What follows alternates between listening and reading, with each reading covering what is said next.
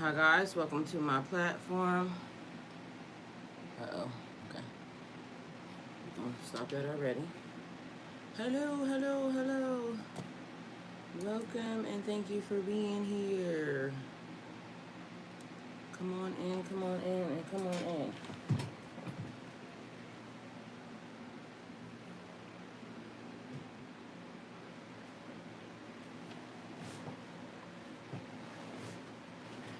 Alright, so first and foremost, hello, welcome to a new day.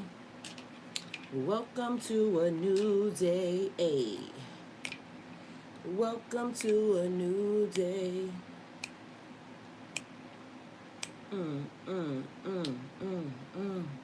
Wealthy is rising, rich rising. Come on in, come on in, come on in. Please and thank you. I love y'all. Thank y'all for being here. Come on in. Hello, hello, and hello. Welcome to a new day. Thank you. And period. Warning comes before destruction. In case y'all don't know.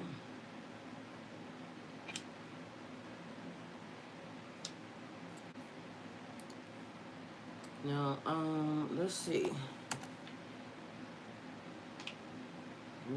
We gonna make it do what it do, okay? Let's see. Hello. Good morning, Mr. Steele. How are you? Welcome to a new day. Welcome on in. Come on in. Wealthy is rising, rich rising. How you doing? Welcome to a new day. All right, we got stuff happening. And I must just be magnetic because, you know, I feel it. Welcome to a new day. So I'm going to change y'all title because the title is Warning Comes Before Destruction. Fool me once, shame on you. Fool me twice, bet you won't fool me again. Period. All right. I'm trying to change the title real quick. But anyway, it's going to be a very good message because I feel the fuckery surrounding, right? Mind you, people just doing shit they ain't even got to be doing. And that's part of the issue. Advancing on people's, you know, whatever that is. And so recently it's been an influx of people trying to do bullshit. And I don't like it. And so it's one of those things. This lady said yesterday, one of these days you're going to have a conversation with your significant other or anybody, right? And she said, Anderson, welcome. Thank you for being here. And she said, I love you, but it's time that we go our different ways because, and then she ran down this whole list of things. It was a beautiful way she put it, right? But the fact of the matter is we had somebody yesterday, lack of accountability. You know, for all intents and purposes, people don't realize or don't believe that shit stink, especially when you be trying to tell them. Like, you know, my pathway, my journey is going this way. Your pathway, your journey is going this way. But also sometimes we don't see it. And I got an example of grown people. So I'm going to do this while I'm changing y'all title because I'm going to show y'all this. And mind you, I was wondering why the universe kept showing me this nigga's shit. And I'm saying, I don't even like half the shit these niggas is doing because it's weird, right? But a lot of shit niggas be doing is weird. So this popped up. Mind you, it was a whole list of things that was happening. But mind you, these people kept popping up, and I kept wondering why. And I kept reposting, and then yesterday I was like, I want to get out of that energy, so let me back out. And the universe showed me something else. Now look at this. Damn. There's still little young niggas that want to learn how to box and be a boxer one day. Everybody don't want to grow up and be a gay-ass streamer. Because that's what y'all teaching people. Kids. Y'all need to keep y'all kids off that shit. Mind y'all, do y'all remember me telling y'all about the people and the streamers and this, that, and the third? Like, it's turning into this bullshit. Now, he playing music, so he ended up turning it off. So, I think this little nigga name is Dean, and this nigga name is AB or something of that nature. And I kept wondering why their shit kept coming up. So apparently this nigga right here used to be a boxer, but they're on stream. This the same one. This nigga is the one I told you that the other dude walked in while he was, you know, mid-stroke. And this is the shit that y'all kids is watching, right? All right, so long story short, the lady that was talking, that's Auntie, right? And so Auntie said, and mind you, this ain't got nothing to do with nobody other than the message. This is how God be showing us stuff right in our face, but we don't see it sometimes. Other people from the outside looking in can see it faster than we can see it. So what ended up happening was, because it's mid-through, so he turns on the music, and then he says, don't listen to that bitch. But mind you, she was on YouTube or something the other day. They watching that shit. I say, man, them niggas gay. Now y'all watching them gay ass niggas. Get that shit off this TV, man. Don't watch that. You hear what he said? He tells him not to watch it, and he turns it off. Now, fool me once, shame on you. Fool me twice, shame on me. Warning comes before destruction. That's your title. Now, I ain't trying to wish nothing on nobody, but the amount of things that I have seen, right, that the universe kept showing me over and over again, all of their stuff, right? And I'm like, what? Like, I kept hitting, I'm not interested. But it's mid, this is how somebody's downfall comes along. But meanwhile, this nigga right here is an ex-boxer. So somehow it showed me some old footage of him with Ray J, which Ray J is still around right now, but it was him, Ray J, and Soldier Boy, right? And so at that point in time, I guess this nigga, the AB nigga, the boxer, was clowning some other dude about his Rolex falling off or walking, you know, while he was walking. Anyway, long story short, I don't know too much about them. I just said that when I seen the streams, I don't fuck with that because I don't like when people be doing stuff, and I know a lot of kids are on stream. And so it's a lot of stuff that they do that I don't condone, right? And I ain't judging nobody, do what you want to do, but it's the same as the kids can't never have nothing, because when TikTok came up, it was for kids. It was all the dancing and this, that, and the third. Then the adults came over and they started doing all the weird shit, right? And so then, you know, kids are on the app. So then now the kids can't have nothing because the adults are on the app doing, you know, whatever. The kids had streaming. Now the adults figured out where you can go because to get money and this, that, and the third. And so now the adults are over there because the adults are trying to get money. So apparently he went broke. And so, and again, I don't know nothing about it. I'm just telling you from the things that I have seen and then from what, you know, people was telling me. So apparently the boxer nigga went broke. But mind you, what I see from him right now is that he's very much an alcoholic, right? He likes to drink a lot and he likes to disrespect women. So in my mind, I said, I don't like none of them because, you know, not thinking that one of them is under the influence of the other. So he's under the influence of alcohol, but this little nigga Dean right here, y'all seen how he tried to turn her, why are you listening to that shit? Because she was telling him the right thing. And so now it's one of those things where y'all have people, and we have all done it because, you know, even in the midst of when I was going through what I was going through and everybody kept saying, don't do this that fast with this person. I couldn't see it because, you know, I was in love and this, then a third, or we have loyalty to people. Lo and behold, the people, it says a message was held for review. Don't mind me. I'm over here and I'm trying to change the title, but, Junior, little nigga, the same thing I'm talking about, this little nigga over here. And it's funny because I'm talking about a little nigga and then a little nigga comes in. Don't play on my channel because I'm literally getting ready to come over there and kick you the fuck out. So in case you don't know, Mike, I love you. Thank you for being here because I was on my way. Anyway, long story short, see how the little demon always trying to mess up the message because they don't like you doing the right shit. What she was telling the boxer dude is that he could be streaming his greatest comeback because everybody got choices. So right now, it looked like from everything that I seen, they getting ready to try to take this nigga out of the simulation, right? When you on drugs and alcohol and things of that nature, they'll take him out of the simulation. Somebody will have some type of insurance policy on this nigga behind the scenes, and they'll take him the fuck up out of here. Why y'all niggas got the same, and Mike, do you see that? They got the same initials. I don't know what he came in here for, but kick his bitch ass out too. Because I'm on my way. I got to change the channel, but because I'm trying to do it. Yeah, kick him out too. I mean, just put him on mute. You don't got to kick him out. Just put him on mute, because let him listen, but, you know, put him on mute, because I already see they get ready to do some weird shit, and I ain't got time for it, because I don't know why they be over here. Hey, Aunt Darlene, love you. Thank you for being here. I don't know why they start trying to attack my channel the minute that they, as soon as I come on stream. And mind you, the message, it is always surrounding the message. Fool me once, shame on...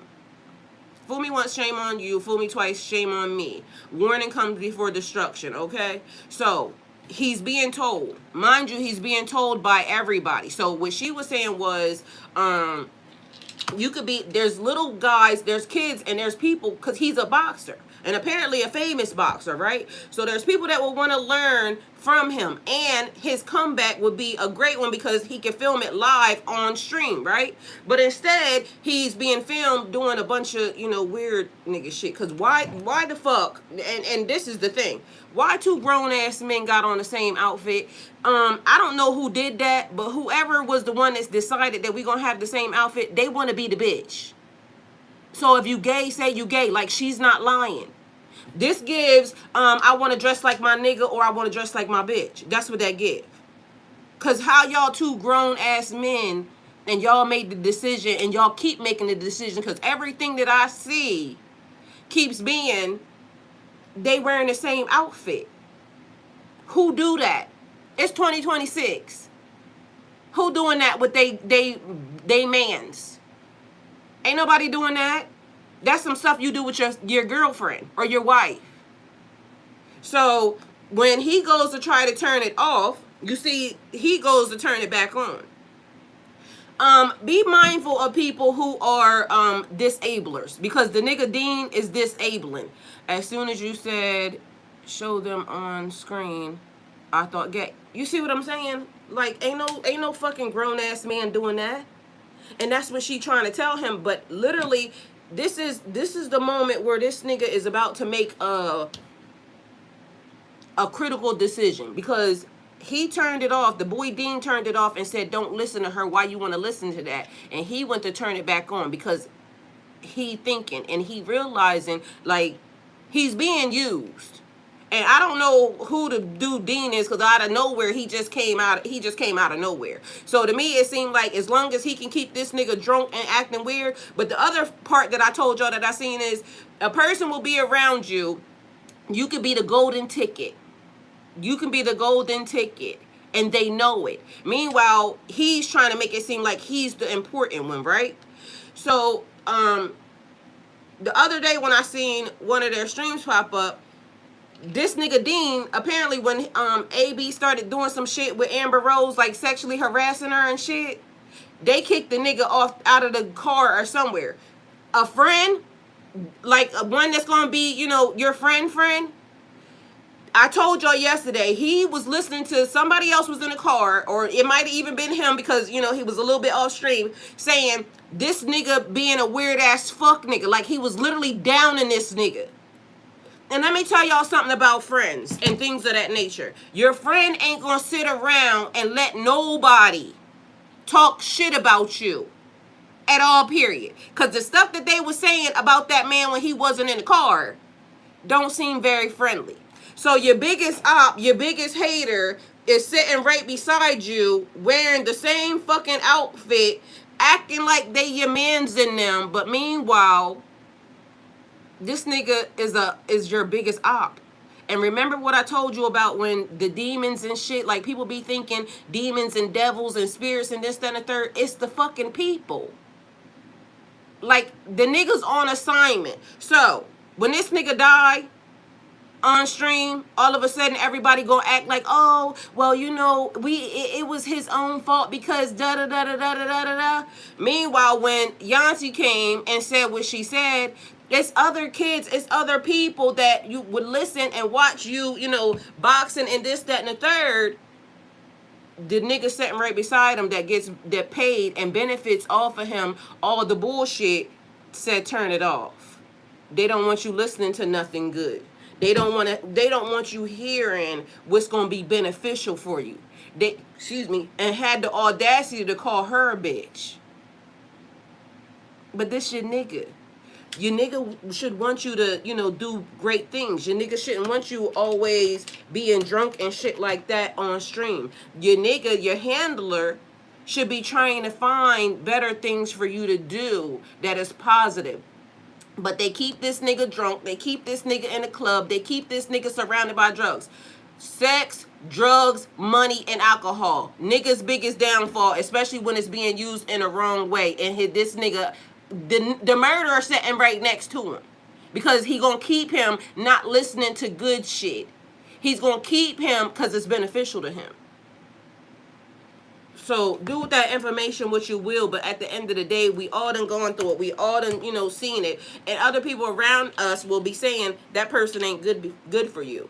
Warning comes before destruction.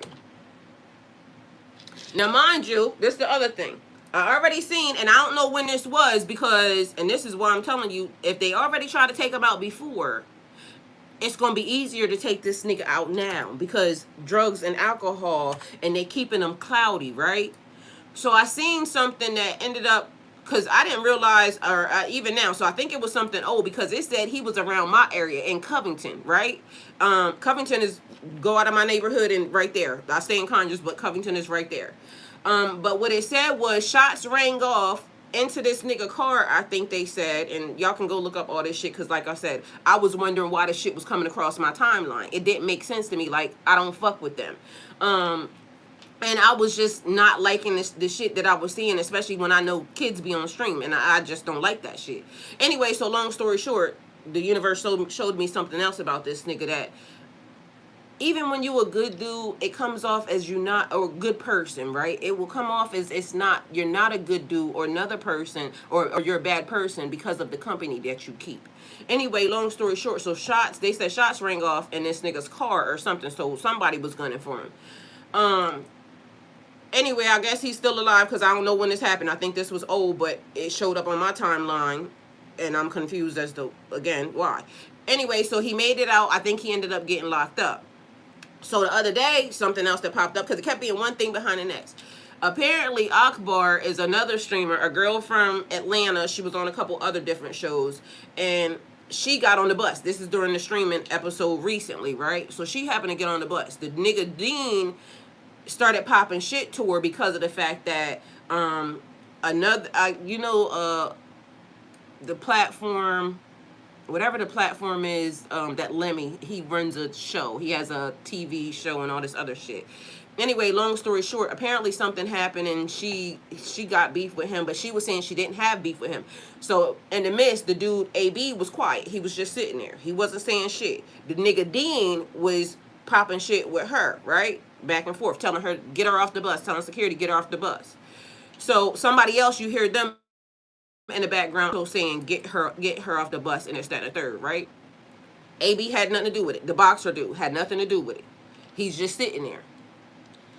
So then another video pops up, and like I said, it was just one thing behind another. The next video that pops up out of the blue is Akbar now saying, and mind y'all, like I said, message being, pay attention, because, you know, fool me once, shame on.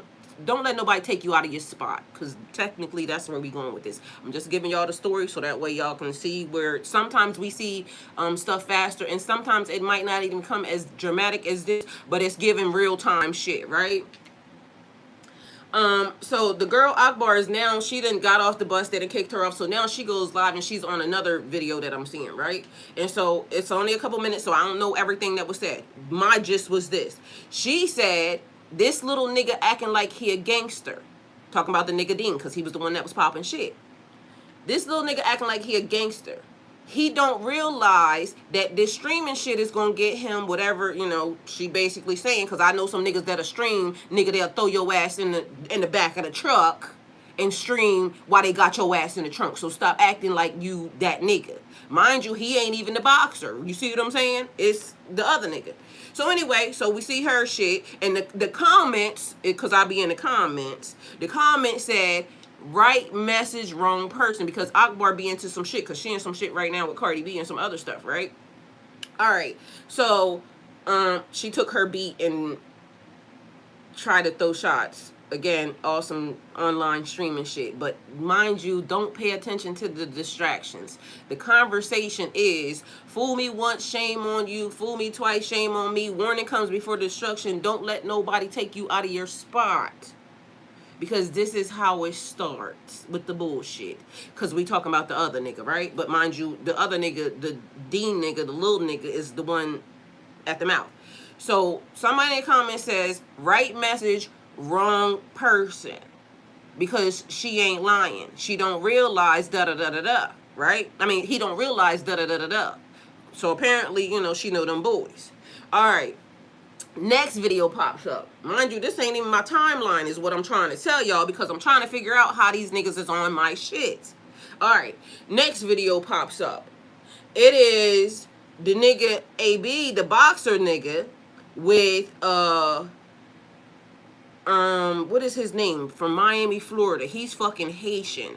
What's the little nigga, the dark skinned nigga that rap, what is his name? He be in the mix and doing drugs and other shit too. They always, Kanye West was trying to save him.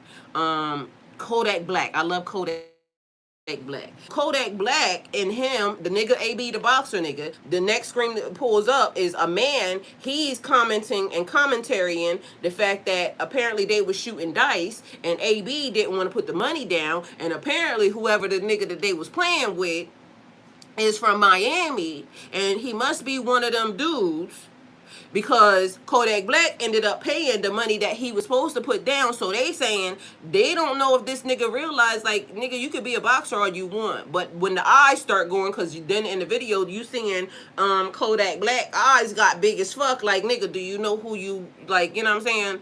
So I'm looking at the video, still going through the comments, right? Because again, I'm confused as to how these niggas is on my timeline. So the next thing that scrolls through. So after that happened, because now you got the boy AB is out doing shit because apparently he think he a boxer, and you know, niggas don't realize, like, you can do this, but niggas be doing this, right? And again, I said alcoholism is a hell of a thing. And mind you, attention seeking is a hell of a drug as well, because this day and time you film everything and you get kudos, you get points, you get, you know, all this, you know, fame. Like a fuck nigga can get fame off of, you know, being on stream doing fuck shit. Okay. So anyway, Kodak, the man's commentary and saying that apparently the nigga AB, the boxer, don't realize, you know, where the fuck he's at, because whoever that is, when everybody else, because everybody started sending the eye signals, it's one of those things. You know how, like, you'll be talking to your friend, but you not talking, it's subliminal. Everybody around you know you about to get fucked up, but we can't have you getting fucked up. So whatever the dude did, Kodak helped whatever that was. All right, so now we got this beef, and we got this nigga still, and we got Yanti saying, why you being used? How many times have y'all been sitting around and you realize you may feel like you fucked up? Because one day he was on stream, the dude AB, the boxer, said that he didn't have $300 to pay, you know, for food and this, that, and the third. Meanwhile, streamers are making a lot of money. He can get on his own stream. He can go and film the greatest comeback. Like, you know, oh, because apparently they said he got kicked out of boxing. I don't know what the fuck. My son was trying to tell me what, but he got kicked out of boxing for something. I don't know. Not my bag. Don't give a fuck. All I know is the example. You be sitting next to people that don't care for you. But mind you, the whole entire time they saying, I'm your ride or die. We out here, because people be expecting you to die. Okay? Because he didn't want him to hear a message that somebody was giving him that was going to be good for him. Because it takes away, if he gets away from him, it takes away from him. Because who the fuck gonna watch him? Don't nobody give a fuck about him. I don't even know who this nigga is. Didn't even know who the fuck he was until all of a sudden it started just popping up on my timeline. But mind you, the action is a drug ass, drunk ass, full ex-boxer that ain't got shit.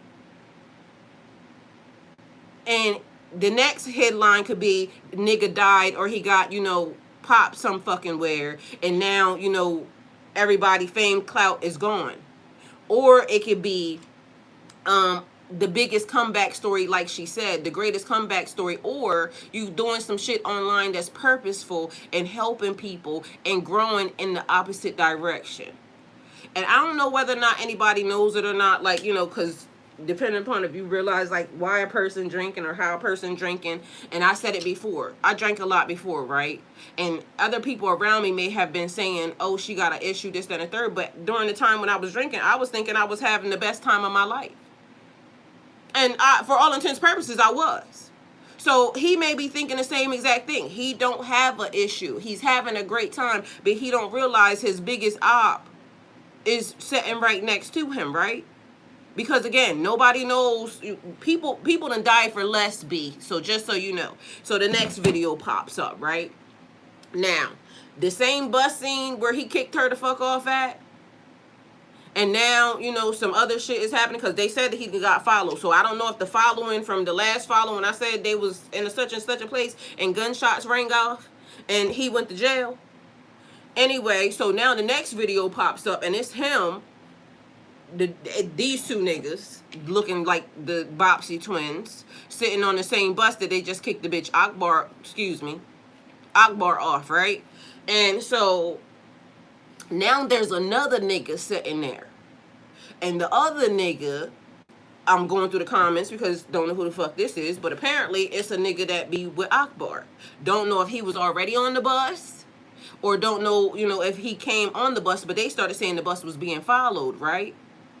Okay. So the nigga that they talking to, because it's him sitting next to him, like they always sitting. And the other nigga, because Dean, it's the opposite way. So the dude will be sitting on this side. So Dean is on one side and he's in the middle and then the other dude, right? Now, the nigga saying, because I don't think the nigga Dean is listening. This is why, to me, it be like niggas be saying they gangsters. But you really can't be a gangster because this nigga is right to your fucking face. I ain't no pussy ass nigga. And the nigga Dean is saying, tell her that. The nigga said, but technically right now he telling you, motherfucker. And see, this is the other thing I also know, because I ain't saying nothing about nobody's gangster. But what he wasn't saying was that, nigga, I'm talking to fucking you. He ain't say that.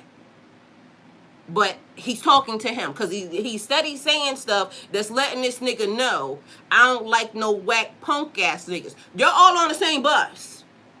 This is the whole conversation that's being had. Mind you, again, ain't got nothing to do with nothing other than the fact that sometimes we be around people and they be our biggest fucking downfall. You may not be in the rah-rah, you know, because this some ghetto ass shit. But the fact of the matter is this. It could be a subtle little thing where, you know, you going through whatever with, you know, whoever, family members putting you in shit. Then in the process of the boy saying what he's saying, it's almost like they got this frenemy type thing going on. How many of y'all done had that? Where it's almost like you realize this person is doing shit, but nah, that's my homeboy. Nah, that's my this. Mind you, the boxer nigga sitting in the middle, he ain't saying nothing. I think he peeping the scene. So, for all intents purposes, I don't know if he's starting to wake up, right? Because fool me once, shame on you. Fool me twice, shame on me. He going through an episode where your life can take a turn. You right here at the crossroads. But men will say that it's women shit.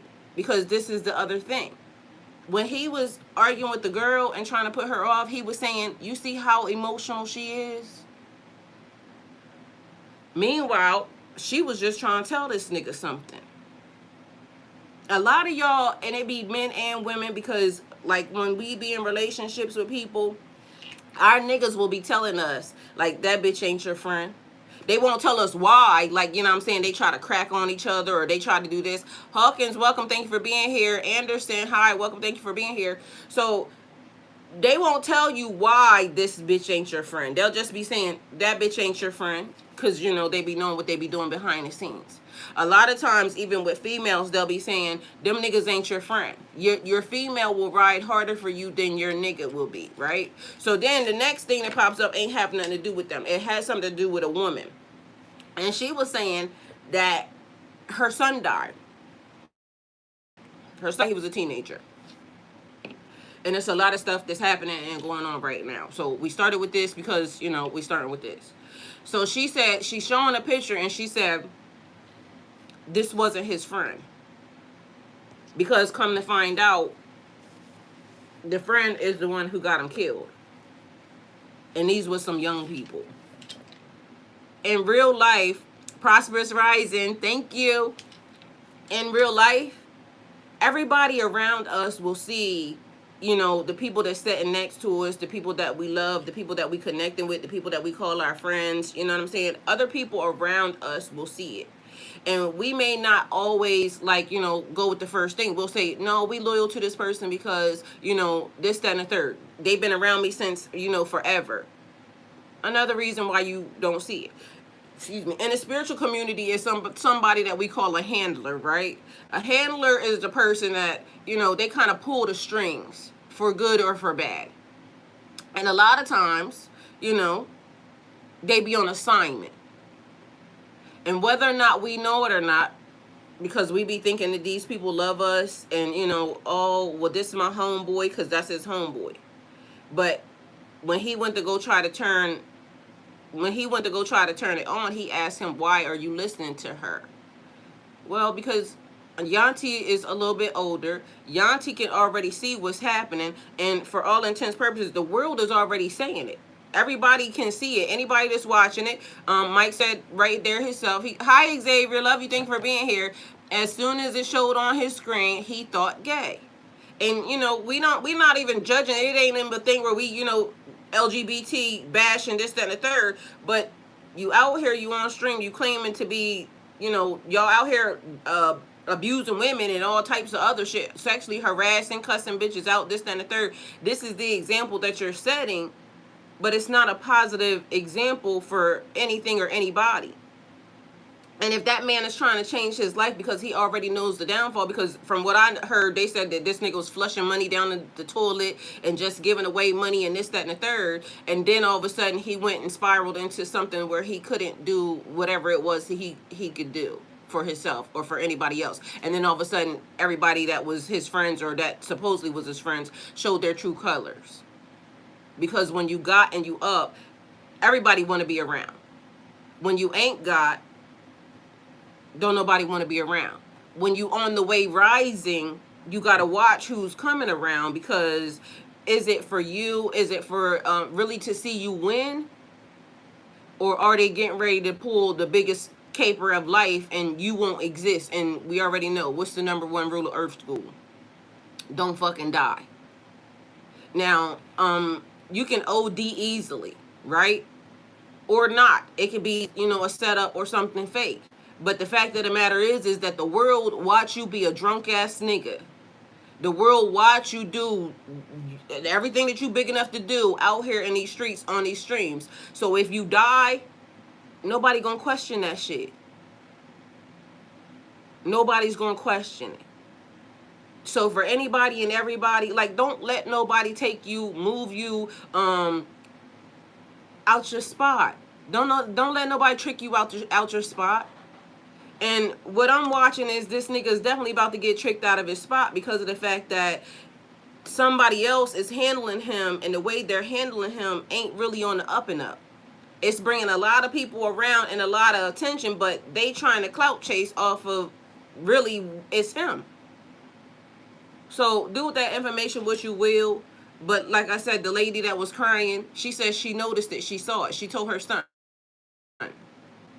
So now all she got is, what's left is a picture of her son and this other nigga that's standing beside him. And that's the nigga that killed him. I watched another video. Don't ask me why all this shit coming up, because I'm not even around nobody. I be by myself. I watched another video. Nigga died. They have no clues on how he died. The mom gets all the information, the phone and everything back. They returned her stuff after, you know, the case went cold and they couldn't find nobody. They returned everything. What they returned was, they thought that it was his phone. It wasn't his phone. It was the friend phone that killed them phone. And then the mom got to see some stuff over and over again. But meanwhile, everybody had already been telling them. So do with that information what you will. Fool me once, shame on you. Fool me twice, shame on me. Means that if someone deceives you the first time, the blame is on them. If you allow the exact same deception to happen again, you have some responsibility because you ignored what you already learned. Don't ignore what you learned the first time. The same way it go up is the same come down. But warning comes before destruction. So, closely related to a verse in Proverbs 16:18. Pride goes before destruction. A haughty spirit before a fall. You out here, you demeaning people. You acting like you untouchable. Meanwhile, it's all a setup. A plot and a play. Because as you know, right now, the distractions are, you know, what's at the forefront. Let's get these people to focus on this. Meanwhile, we in the middle of one of the biggest, you know, transactions that we're ever going to make in our life, right?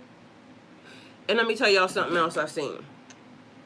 I think I know what happened in the process, because literally we always talking about, you know, growth and how did certain things, how did up become down and down become up, right? So last night I went to sleep, and that had nothing to do with nothing other than the fact that these are people, and, you know, it keeps coming across my timeline, so I thought I'd share. But this is what I was really wanting to talk to y'all about. Why every ancient culture catastrophes is building. Why every ancient culture remembered the same world-ending event. In the soil. Listen to this. Every school child knows the story of Noah. There's a mystery that sits in dusty archives and crumbling tablets, carved into temple walls and whispered through oral traditions spanning thousands of years. It's a mystery that professional historians don't like talking about at dinner parties because they can't explain it. And here it is, civilizations separated by oceans and millennia, cultures that never traded, never communicated, never even knew the other existed, all tell the same story. The world ended, water rose, fire fell, darkness came, and only a hand... It said the world ended. And remember, I was talking to y'all about 1177. So 1177, that was the message yesterday. 1177 was only 837 years ago, right? So 1177, oh no, it's 849 years ago. That's not that long ago. That's technically like yesterday when it comes to people being on Earth 300, 400,000 years, right? But they said everybody knows that at a certain point in time, the world came to an end, right? And mind you, at 1177, I told y'all what happened. So in 1177, there was another reset, is what they called it. What ended up happening was famine came, there was a lack of food, there was the water, everything dried up, which is also stuff that's happening right now. And mind you, they said ain't nothing new under the sun. They said history will repeat itself if you don't know it, right? So mind you, something happened during 1177 where people didn't know how to read or write. Mind you, people knew how to read or write before that because we were talking about great kingdoms, great empires. Mind you, it's people right now that don't know how to read or write. Your kids don't know how to read or write. Some of y'all niggas don't know how to read or write, right? Especially cursive writing, because again, cursive writing got taken out of the schools.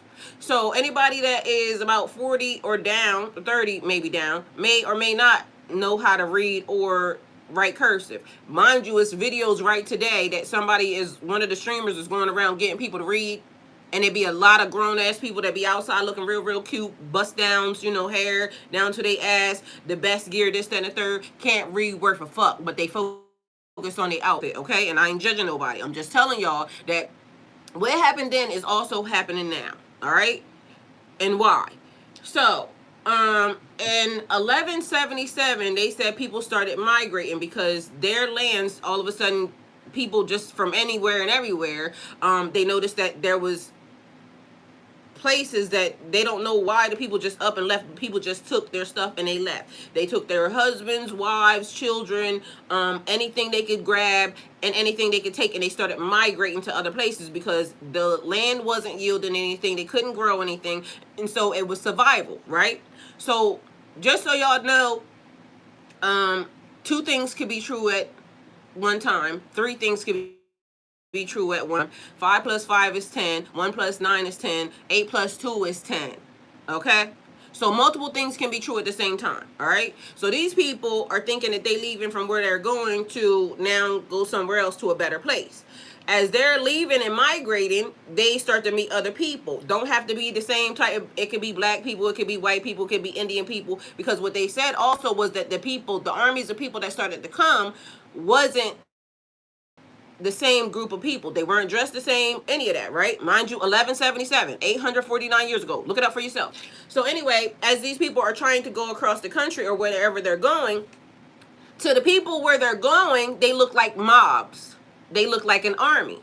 But what they figured out is people don't take their fucking wives and children to war.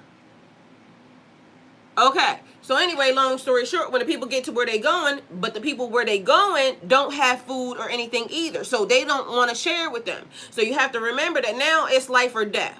Survival of the fittest. So now you migrating somewhere else, and now these people don't want to give you something. And what do y'all do?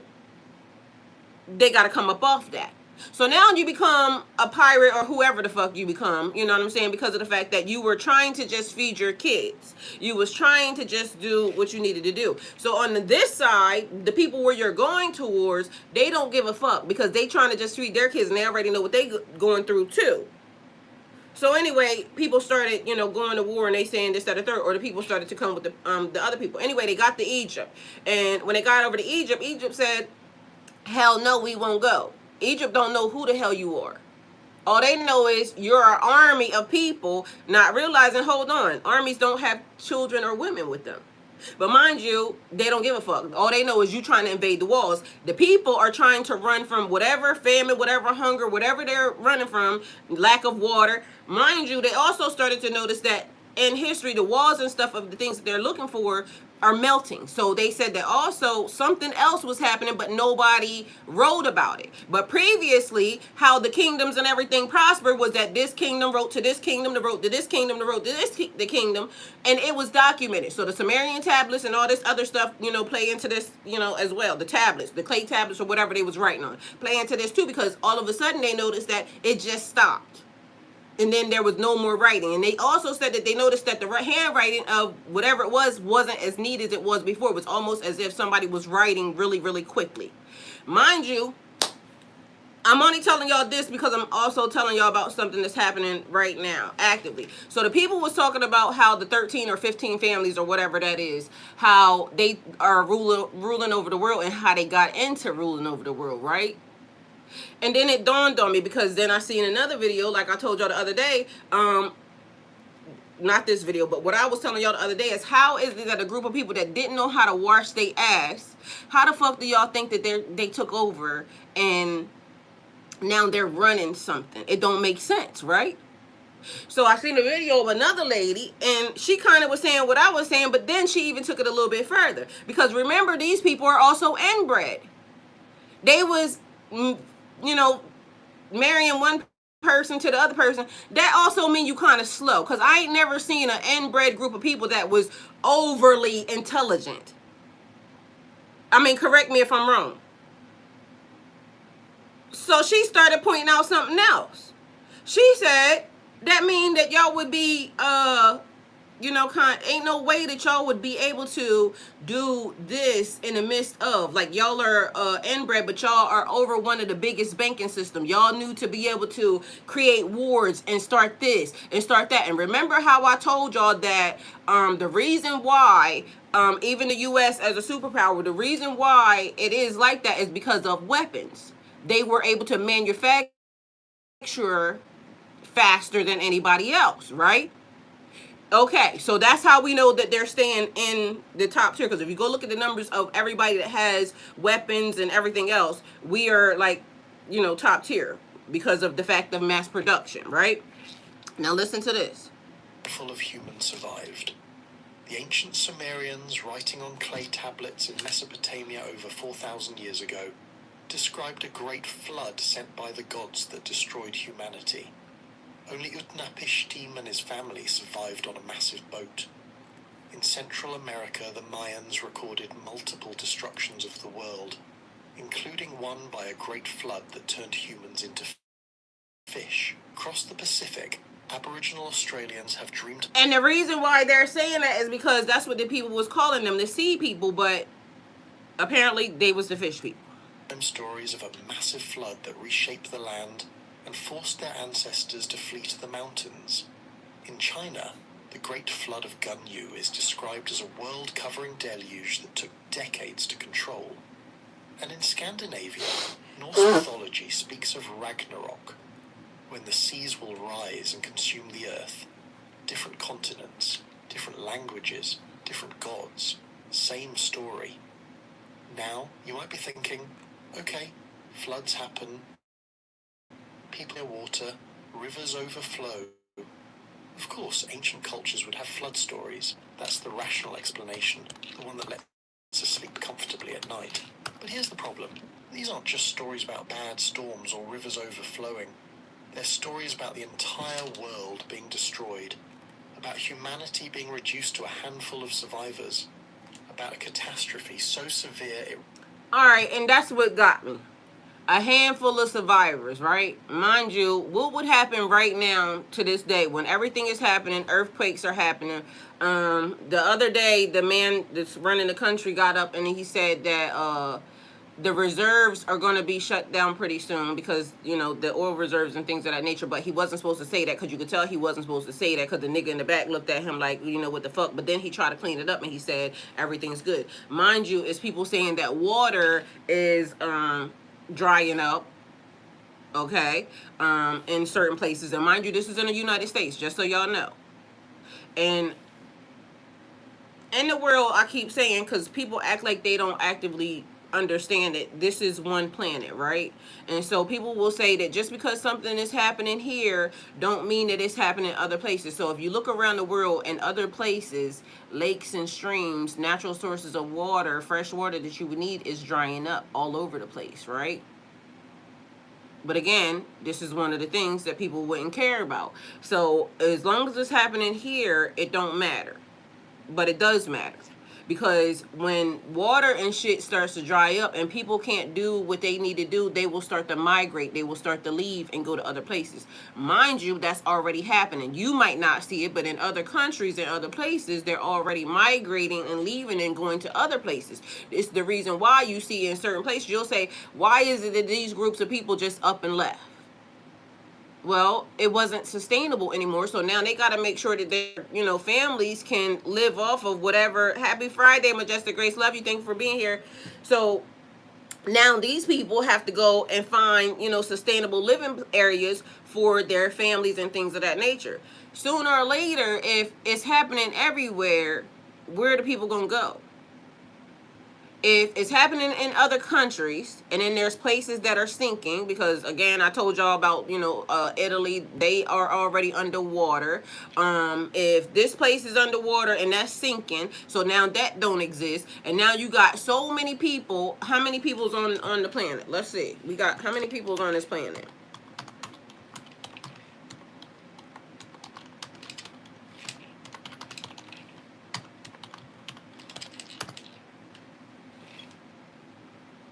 As of now, we got about 8.3 billion people on the planet, right? The population continues to grow, but the global growth rate has slowed significantly because people in many countries are having fewer children than previous generations. Some countries are experiencing population decline, while others, particularly in parts of Africa and Asia, continue to see sustainable growth, right? Substantial growth. All right, so 8 billion people on planet Earth. How much land mass?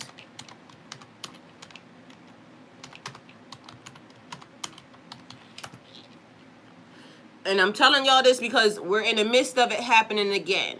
Mind you, then they knew about it 50 years before, but they never told the people because of the fact that I can't get y'all in a panic. But even when the people started not being able to feed their families, this is how the kingdoms fell. Because the people started to run on the kingdoms. And y'all hear the people saying, oh, we about to build bunkers and they're going to go underground, this, that, and the third. They think they're going to be able to go underground. Maybe they can go underground. But if the people figure out before, they want the people to know that this is what's happening because it happened already before.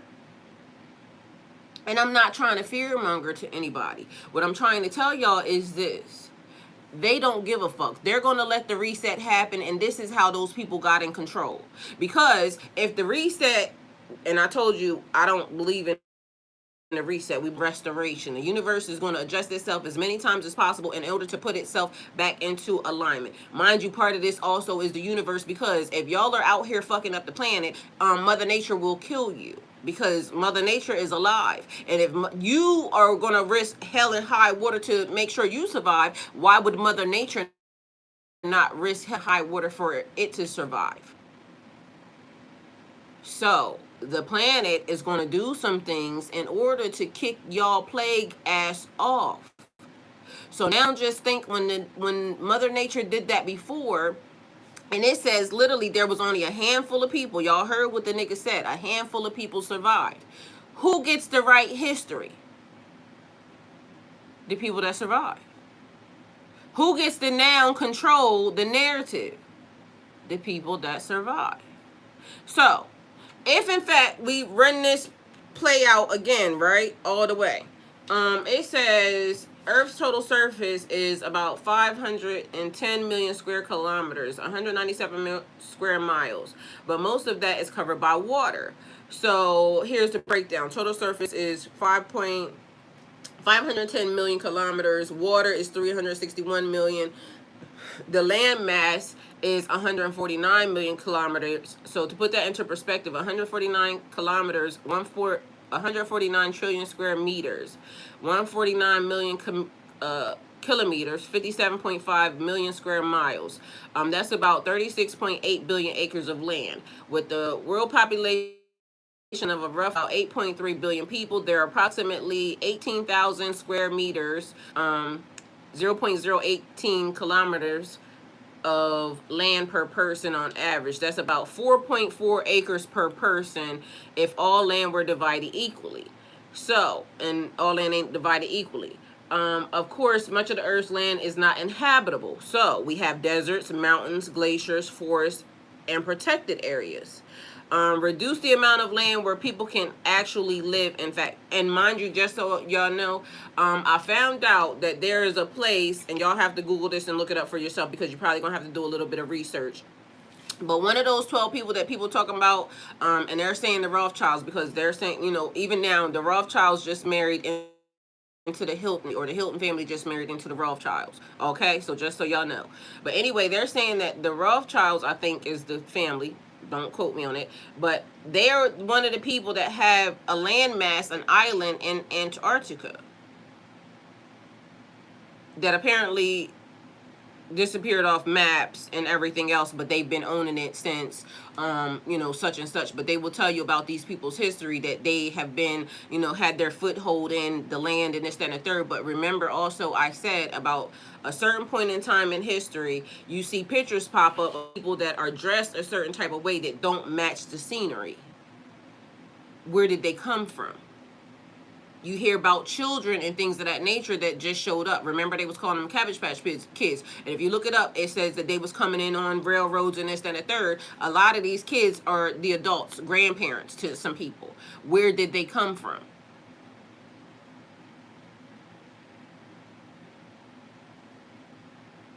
You see what I'm saying? So somewhere in the process, there is, they said about 1,000 years of history that is not adding up. And it could either be made up or it is just nobody knew. Because again, remember I said there went through a period of time where people didn't know how to read or write. So the letters didn't stop. The people that were able to receive them just didn't know how to read them. So we had a group of people over here, because remember I told you Egypt stopped some people from coming into their area. The Turkey and Turkish people moved over here.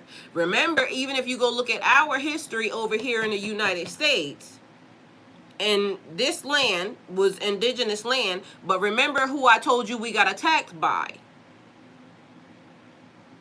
All of these people that's a part of the United Nations, France, what is it? It's Rome, Italy, French. It's a whole lot of names that I gave y'all before, right? It's probably right on here too because I can't think about it right now. But anyway, they all attacked, and this is how they got here.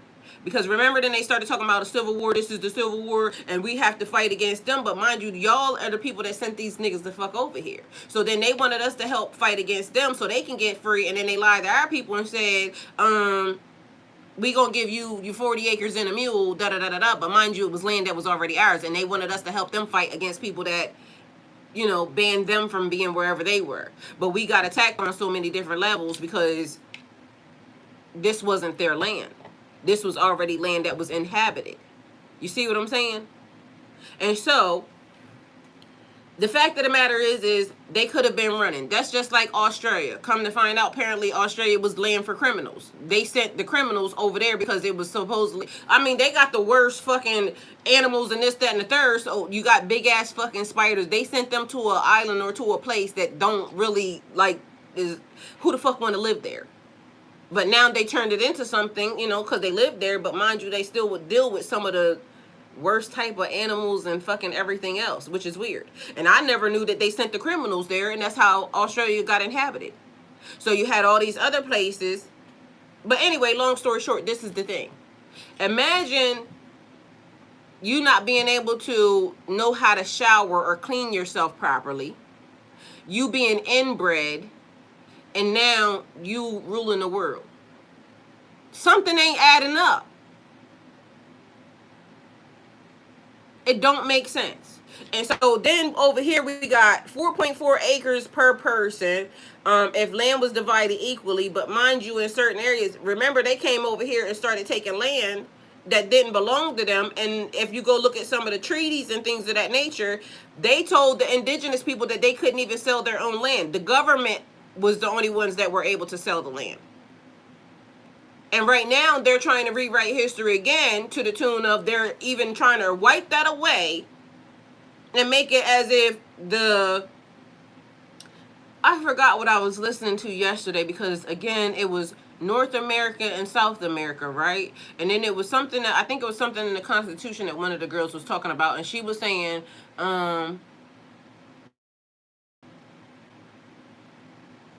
I gotta go find this thing, because she was even saying that even in the Constitution, when they over here talking about the people, where did they come from? Because you know how they trying to say who's immigrants and this, that, and the third.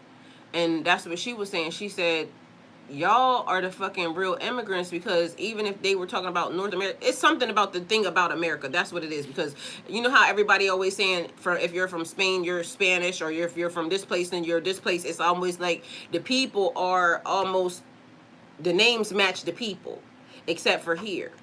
And so whatever that was, I'll go see if I can find it.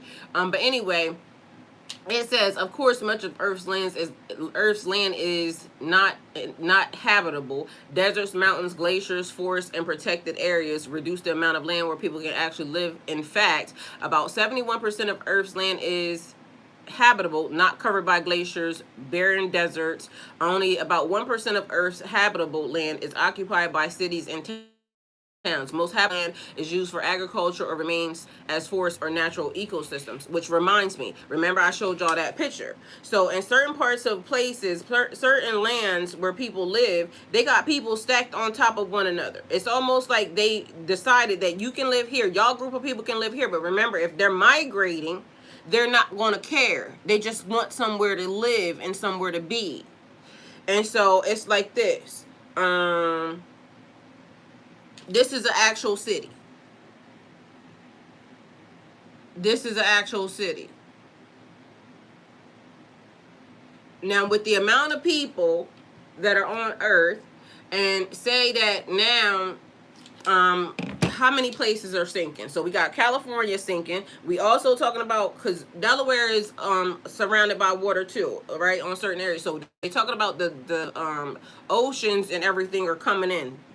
What do you call that? All right, how much land is sinking?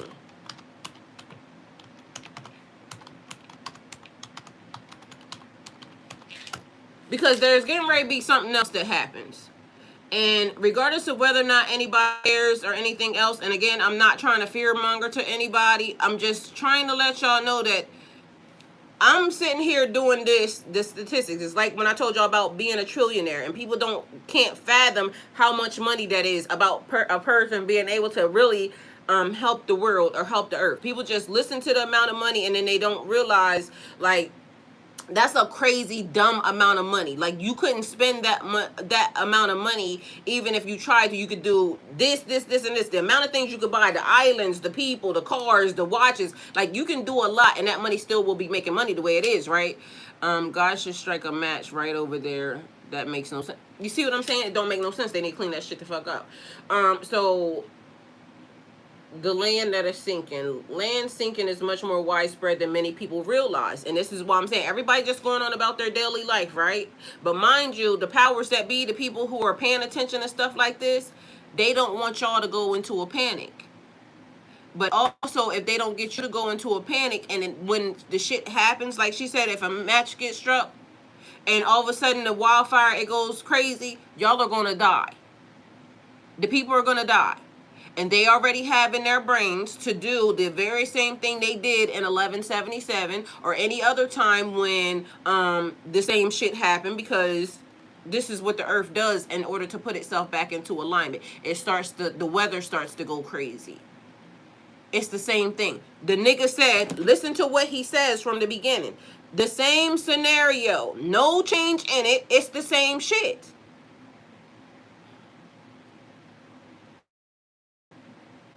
Mother Nature. A mystery that sits in dusty archives and crumbling tablets, carved into temple walls and whispered through oral traditions spanning thousands of years. It's a mystery that professional historians don't like talking about at dinner parties because they can't explain it. And here it is. Civilizations separated by oceans and millennia, cultures that never traded, never communicated, never even knew the other existed, all tell the same story. The world ended. Water rose, fire fell, darkness came, and only a handful of humans survived. The ancient Sumerians, writing on clay tablets in Mesopotamia over 4,000 years ago, described a great flood sent by the gods that destroyed humanity. Only Utnapishtim and his family survived on a massive boat. In Central America, the Mayans recorded multiple destructions of the world, including one by a great flood that turned humans into fish. Across the Pacific, Aboriginal Australians have dreamtime stories of a massive flood that reshaped the land and forced their ancestors to flee to the mountains. Now, how do people who don't know each other, never seen each other, because apparently it happened. But mind you, it wasn't the first time it happened. And even after they talk about that, they still talk about how everything got destroyed. Because 1, lack of water. 2, lack of food. 3, fires. And then they don't even know what happened after, what they was running from, that also created like some type of melting something.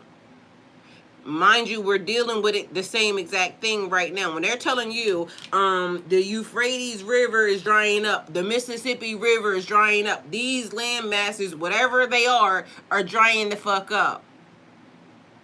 People don't even realize that certain groups of people are all on the same water masses. And it's weird because it's right here in the United States. Let me see. It says, let me tell y'all.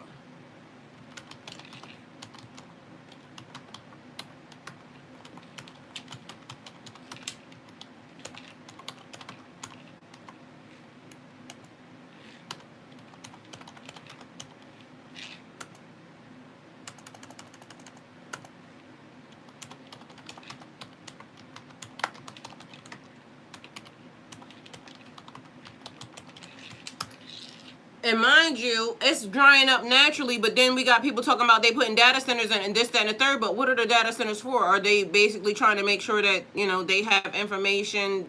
I don't know what they're fucking for. What are they fucking for? So we got, let me grab something. My allergies acting up.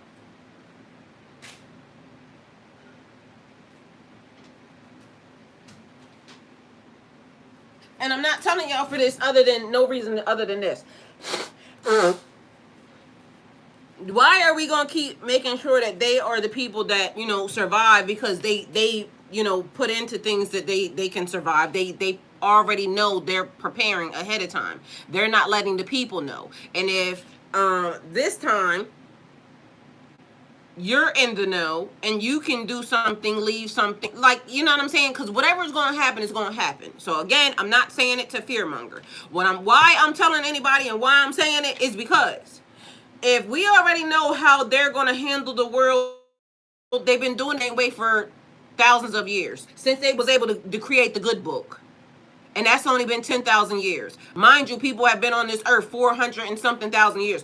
Sooner or later, it's going to be a time when nobody's going to remember nothing. And they're doing it intentionally. Y'all kids is dumber than a box of rocks. And I ain't saying nothing, but guess what? They did it intentionally. Nobody got to listen to me at all, period. Nobody don't even got to care about nothing I'm saying right now. But at the end of the day, they going to end. And if this is the only chance we got to even be able to stop the loop that they keep having or they keep doing, I got to tell y'all and I got to say something. Because sooner or later, if even one person listens, that can make a difference. That can now make sure that, okay, because they already got their little, bunkers, or they already got their whatever. I'm sure that some of this stuff is to put into the system when whatever happens and a lot of people dies and there's nobody around. Now their information will say their group of people will continue to go on and this is how you do it. Because this is happening, regardless of whether or not anybody knows it or not. And you could be in the people who end up being the survivor, and because again, one thing is just so does the other. So they can be in the people that end up surviving, and a person can say, oh, well, that's not going to happen for another 100 years. This and maybe. Or maybe it can happen tomorrow. Maybe it can happen in 10 years. These people that when this shit happened, when it went down before, they had 50 years. But mind you, the people had already started to know about it. These people already know. And everybody that's listening, everybody says, oh, well, they seen Project Looking Glass and the same thing ends up happening. They can't see past a certain point. Yeah. Because it's going to happen. It's inevitable. But why would anybody that has a mind or anybody that, because you could be potentially one of the people that survive. And what you gonna do? You gonna let them take control and just start now creating the narrative again? Or are you gonna do it the right way? Or are you gonna be in, one of the people that this time says, I'm not gonna let them do that? Because this is happening. Now, right now, Jakarta, Mexico City, Houston, New Orleans, Shanghai, Bangkok. In some of these neighborhoods of these cities, land has been measured shrinking by several centimeters over an inch per year, and in some extreme cases, much faster. It's important to distinguish land subsidence from sea level rising. Subsidence means that the ground itself is moving downward while sea levels rise. The ocean is getting higher and many coastal areas, but both are happening at the same time, increasing flood risk. This is happening. Many lakes and rivers in the United States are experiencing persistently low water levels because of a combination of drought, groundwater depletion, rising temperatures, and increasing water demand. Not every water body is continually shrinking, but these are among the most affected. Mind you, what they're trying to do is now. I said New Orleans. New Orleans is on the list. I said that. New Orleans is Jakarta, Mexico City, Houston, New Orleans, Shanghai, Bangkok. And what some people going to realize, because even New Orleans is connected to the middle part. So all of these people are using this water and don't realize they're using this water. So then what I ended up seeing is that they have a meeting coming up. The people that, the people, they were trying to figure out how to start the World War III, right? Because again, it's more distractions on. I don't want you really to see what the real shit is, so I'm gonna distract you and I'm gonna create chaos. But meanwhile, these people already got the money to be ahead of you. They already got the information to be ahead of you. They got the knowledge. So now, okay, I'm saying it, right? Which don't make no damn difference because I'm sure they knew about it previously, right? I don't know how many years.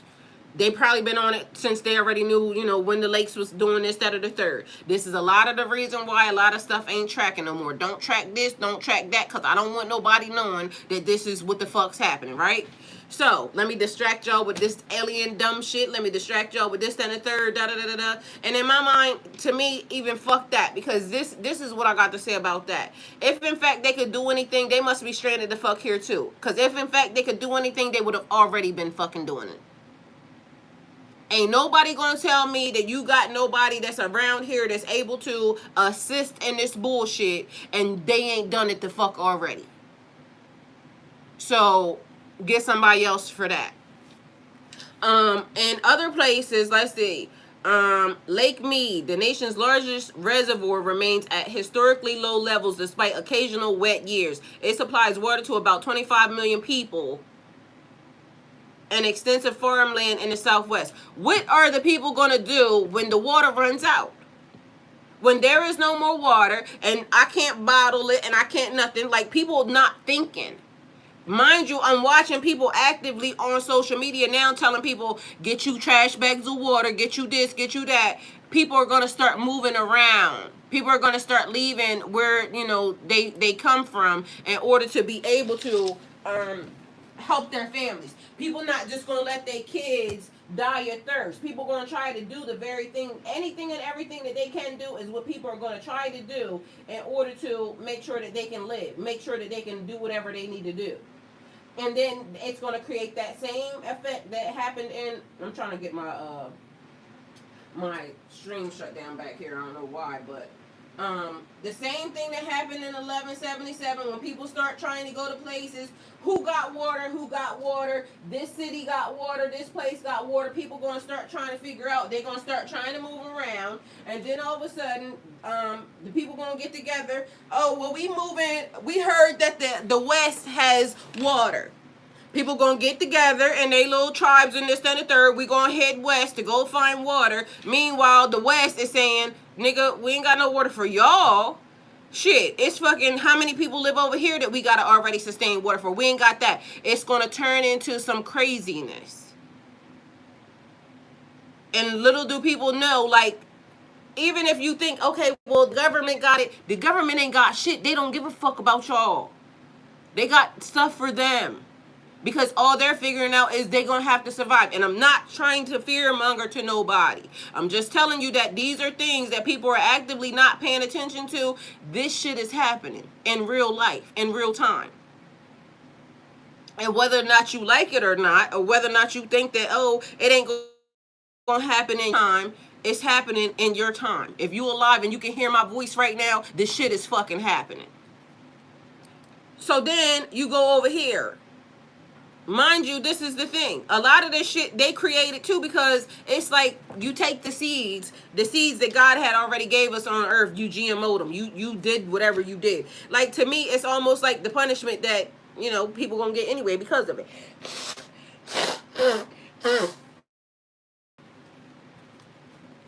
So, you fool me once, shame on you. You fool me twice, shame on me. Warning comes before destruction. You have been being warned. You were already told. It could be as big as this, or it could be as little as the nigga sitting right next to you. But mind you, we all thinking that these people are here for us. These people are supposed to, they're the government. They're supposed to help us. They not helping nobody but themselves. Because if they're in the handful of people, which that's what they're banking on, it's just them, so then they can continue with the fuck shit they've been doing. And just think about a lot of y'all kids. Oh, little Johnny so smart. No, they not. We got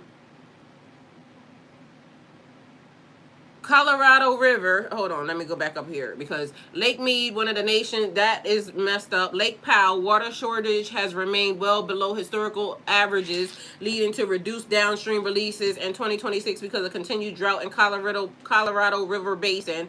Great Salt Lake. Then the other thing that I want y'all to pay attention to is follow the fucking the Grand Canyon and things of that nature that they built. What the fuck was they trying to cover up? Look at all the dams and things of that nature. What were they trying to cover up? Figure it out.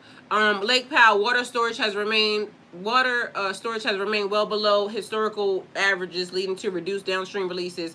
The Great Salt Lake City, although levels fluctuate with snowfall, the land has lost so much of its historic volume over recent decades because of drought. And people can say, because the older people will say, "Oh, it's going to take a long time." It ain't taking a long time. Some of these people really got less than a couple years. Like, go look this shit the fuck up. They're not saying it. They don't want you to know. They don't want nobody to pay attention because they're banking on that whatever's happening is going to kill a lot of y'all anyway. Because they don't want y'all to be prepared. They don't want you to survive because they already got the play and what's going to happen when this happens. Then they get to survive. They get to take over. And if any of y'all slave ass kids is going to be left around here, they not going to know nothing anyway because they can't read shit. And you could be mad at yourself. Don't be mad at me because I said it the way I said it. It's a fucking fact. That's what the fuck it is. It's not the first time it didn't happen. And mind you, the whole entire time, they've been covering up. Like, you know, even the things that are coming to the surface. God has been trying to tell us this whole entire time. We ain't been listening. And even now, a lot of people ain't listening. Like, you know, it don't matter other than to basically what you're going to write, what you're going to leave, what you're going to something in order to tell whoever's next. But they not going to be able to fucking read. In 1177, for almost 400 years, right? Mind you, that's 832 years ago. So for 400 years after that, which would make that 400 years, which would make that like 60 seconds ago, some of y'all people didn't know how to fucking read. You see what I'm saying? So, not my fault. It's in history. They're telling us that it's in history. Even the shit that they tried to hide came to, you know, the surface. Sumerian tablets was left behind. Can't read them. Why? Because ain't nobody around to fucking read the shit. Hieroglyphics. You can't read it. Ain't nobody around to read the shit. But they're saying, oh, we figured it out. We deciphered. Y'all think they fucking deciphered the whole entire shit? They literally messed up some of the way they, the translation of some stuff. So y'all just out here believing them. We just out here believing them. And not realizing that these people's fucking winging it the same way everybody else is winging it. They don't fucking know. And the shit that they did know, they fucking hide and lied about. That when they find some stuff, they toss it to the back archives and lie about it. Because they don't want you to know. History is on, this shit is on regression. Ain't no fucking way we had better shit before. And now it's happening again. Walker Lake. Decades of upstream water diversions have dramatically reduced its size. Several Texas reservoirs remain critically low. Y'all know what critical mean, right? Do you know what's going to happen when people realize ain't no fucking water? You should know that when they put it on the fucking trading, when they put water on trading, you should have known that that was some shit that was happening right then and there. They don't care. It's 8 billion people on this earth. They don't give a fuck if the half of y'all die.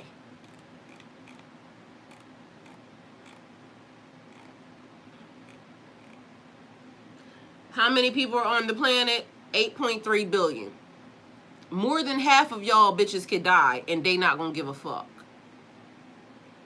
I don't know whether or not y'all also realize it or not. It's niggas out here and they been eating raw meat and this, that, and the third, but it's actively a little part of society right now saying that that zombie shit is already underway. They got a bitch right now that's eating raw deer meat off the side of the road. They got other people. So it's a lot of shit that's happening. It's only little small pockets that they don't want nobody. So do you realize, like, when that shit start, when I seen the bitch eating a fucking raw ass deer off the side of the road, that's the minute I know, oh shit, they gonna be trying to get rid of, whatever that is, to try to cover up whatever the fuck is going on. She said they cover some black towns for one. Yeah.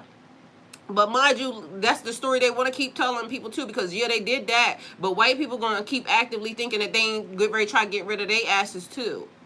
It already ain't that many of these motherfuckers, but they actively gonna do that too.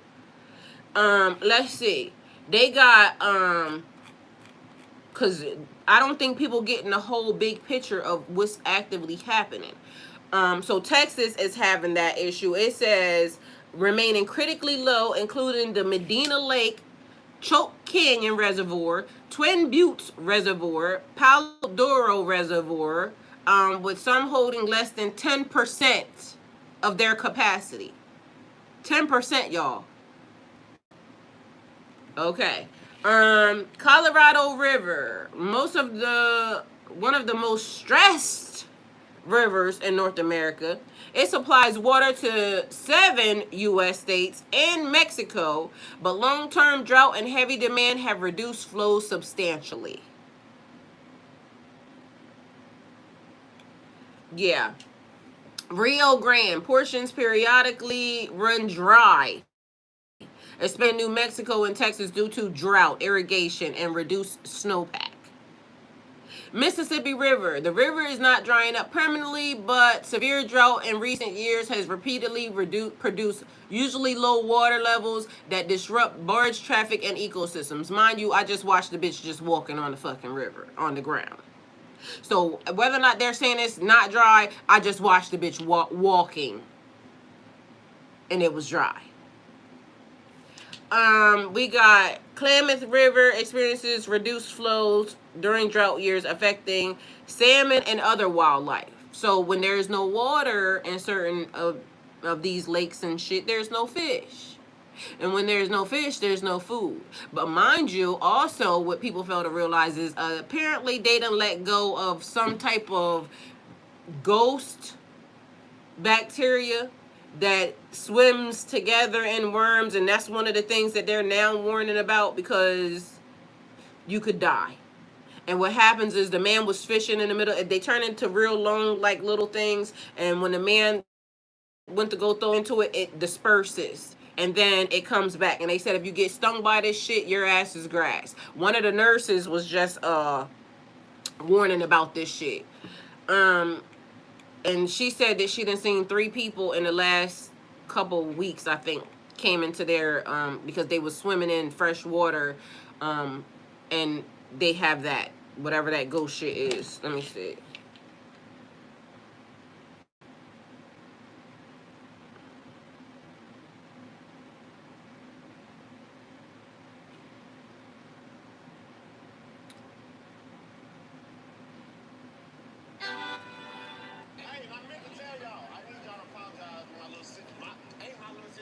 Now, look, I told y'all this shit back on here again. It keeps showing up. He said something to Yawn, and now they got fucking Ben saying something to these niggas. And Dean got on there and called her a bitch. I just want something like. He said that's the only white lady I deal with.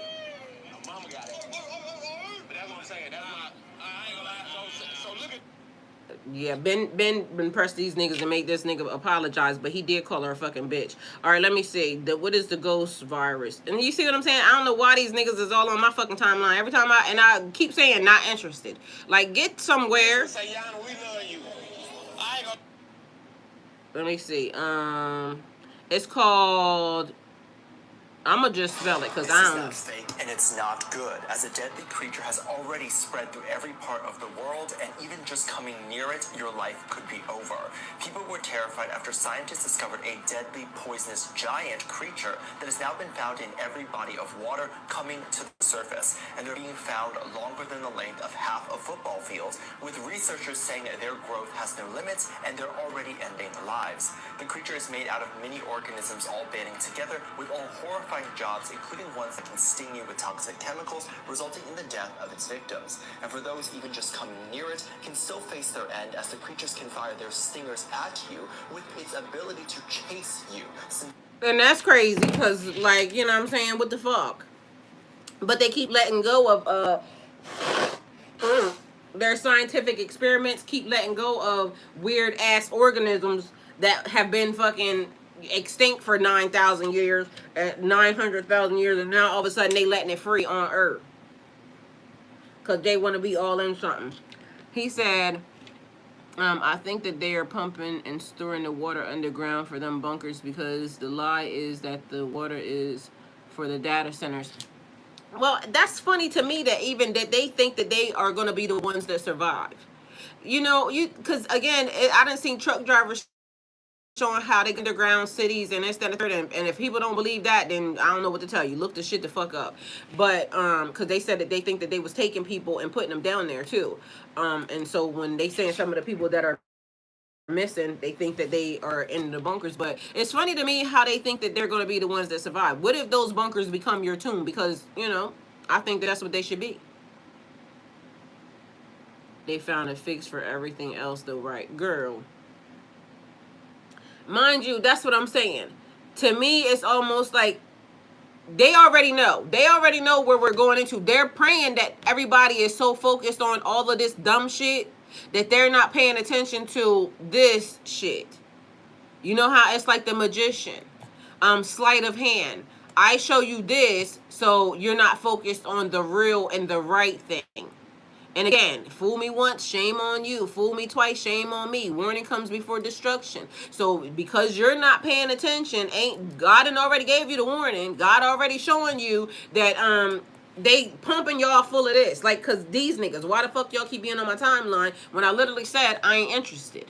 You see what I'm saying? But mind you, in real time, you watching God show you how you get handled and how the enemy come to steal and destroy and use it as a friend, because ain't no way that you're not going to tell me that. Matter of fact, I want to know what he said when Ben told him to apologize. What he said. Singers are alive. Nope, for the second band, I apologize. Not for the second band, but just as a man, we mean no disrespect. We all in the same. No, he meant all the fucking disrespect, because he called her a bitch. And you see what I'm saying? Little bitch ass nigga. And quite frankly, the other reason why he apologizing, because I don't know if anybody else is seeing it, and I don't care what nobody say, Drake being behind, because I seen Kai when Ben came in, and Kai said he want his own necklace. Ain't nobody gonna tell me that fucking Drake ain't pulling some strings behind Streamers University and some other shit. Because I can almost guarantee you that Ben, Yana, and a couple other them is going to be at Streamers University, because I think that Drake is there because they had them owls, and this is all Drake's team. So she was on Drake's album. Ben is part of their team. So, and quite frankly, they need to leave Dean, whoever this little motherfucker is, leave him the fuck. Take AB. AB would probably do better at Streamers University. He might not drink in this, that, and the third. Take AB and leave Dean little dumbass wherever the fuck he is, because that motherfucker is going to cause a problem. He don't realize niggas will definitely fuck. Y'all playing streamer life. A nigga will go on your grill, sir. And that's what the girl Akbar was trying to tell him. Mind you, people fail to realize, like, stop playing like you gangster if you're not really a fucking gangster. Like, stop playing. Because the fact that you now over here apologizing lets us know, nigga, stand on business. Because if I call you a bitch, I meant it. Shit. Say what you said and mean what you say. I don't give a fuck whether or not it's another man, a woman, this, that, and the third. I said it. I meant it. That's the end. But mind you, you see how quick his ass apologized because of Ben. Nah, nigga, you shouldn't have said it no way. Like, Yana's nice, Yana's sweet, and I like Yana. Shit, and she be making me laugh. Yana ain't got no beef for nobody. Yana's just out here living life. Leave her the fuck alone. Niggas just be out here running off at the mouth, just doing all types of weird shit for fucking clout. And then when they get their ass beat, and that's what I keep trying to tell people. You can tell certain people they ain't never fucking went to fisticuffs with nobody. That's the reason why. You keep just saying what you're saying, thinking that you're not going to get your ass whooped. And you're going to run up on somebody, and they going to do exactly that. And I don't condone violence, but guess what? Shut your bitch ass up. Niggas be doing way too much. Then you got to have a whole gang of security. Like, nigga, the only reason why you talking shit is because y'all got a lot of security around. Y'all niggas ain't gonna walk nowhere by yourselves. Y'all gonna make sure that from this day point forward, your ass got security. Because you out here outside running off at the mouth and you want security to handle that shit. Walk around by yourself and say that. I can guarantee you won't. Anyway, back to the issue at hand. So you got, it says, as of June 2026, nearly half of the United States and Puerto Rico is in a drought. With more than half of the U.S. experiencing some level of drought conditions. These conditions increase the likelihood of shrinking lakes, lowering river flows, and groundwater depletion. So scientists emphasize that these changes are driven by a combination of reduced precipitation and snowpack. Mind you, it's a lot of, I live in Georgia, and I keep saying the moisture in the air is off the charts. I literally showed y'all that the moisture bags had a lot of moisture in them. It's been raining around this bitch for I don't know how long. So how is it the fact that it's raining? A lot of people saying they're getting a lot of rain, but mind you, a lot of people are flooding. You see what I'm saying? It's certain things that's just not adding up and it's not making sense. So if they think that they already got, you know, the plot and the play where they're going to just be able to run and go hide in their bunkers or their underground cities or, you know, whatever it is that they think they got together, I'll tell y'all right now, I wouldn't go hide with them. It ain't no fucking way. If they came to this day and they said, okay, well, we have to take a certain amount of group of people, this and the third, I'd rather take my chances with God, sir. Because ain't no fucking way. Anyway, fool me once, shame on you. Fool me twice, fool me once, shame on you. Fool me twice, shame on me. Warning comes before destruction. So the first mistake teaches the lesson. The warning gives you a chance to change your course. Are we going to change our course? Because half of the city, half of society don't even know, ain't even going to care. They're not even watching it. They're oblivious to whatever is even happening because of they got to go to work. They got to do all of the stuff that this society has set up to distract the people with. They're not paying attention to this. Have y'all seen the videos where the water is coming out of the ground causing floods? Yeah. And a lot of people's houses and shit are sinking. That's the other thing. Like, the earth is opening up and it's causing big sinkholes because of the water that's underground. That's what I'm saying. So how, that's the part that's not making sense to me. They're going underground. They're building underground. How do they not think that they're going to flood too? You see what I'm saying? To me, it seemed like you're going to dig underground. You're going to go underground. That's going to be your tomb. But mind you, that's not the first time that has happened either. Because if we go back even to the pyramids and things of that nature, did y'all know that the pyramids came on? The pyramids went active. And they don't know why. So even under the pyramids and things of that nature, there is like tunnels and this, that, and the third. If it didn't work before, what makes them think that it's going to work now? And last time I checked, there's Revelation, right? In Revelations,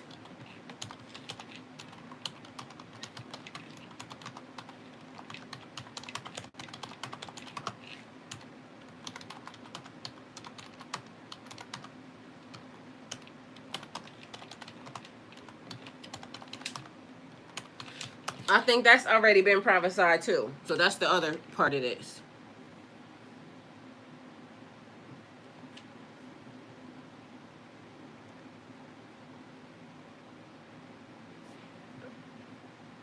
It says, the book of Revelations describes a variety of human responses during the events leading up to the end of the ages.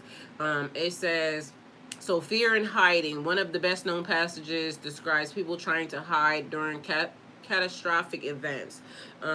Excuse me. They called to the mountains and the rocks, fall on us and hide us from the face of him who sits in the throne. Revelation 6:15 through 17. This portrays kings, rulers, the wealthy, and many other responding with fear. Refusing to change. Several passages says that despite the experiencing plagues and disasters, many people continue in their ways rather than repenting. They did not repent of their works or of their hands, so they don't care. They cursed the name of God. They did not repent and give him glory. Revelation 16 and 9. The book also describes people making choices about whom or what they will follow. Some are depicted as worshiping the beast, while others remain faithful to God despite persecution. Perseverance. Also, I remember something it was talking about. So it tells you about colors, and it was saying that people purple because it's like king leadership. No, royalty. The beast. So it's the color purple. The color white was God. So that it was like saying something about you will know who it is because of the fact that they will adorn themselves with this. And I've noticed that in most places, you know, they talk about the kingdom, it's the purple. And so that was the other day, Mike, when that happened. It was something about 333. It was the frequency, and so I seen that the other day. Let me see. Hold on, let me tell you. Say it. All right. He said, "Say it." Where I'm at. Take a man.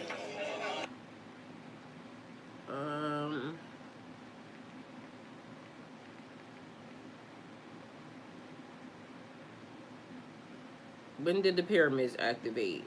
The pyramids just activated all of them simultaneously. Saturday, 3:33 a.m. in Cairo time. Every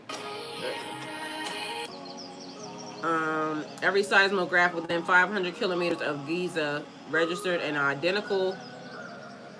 All right, I don't like that music. Registered an identical anomaly. Can you just be quiet?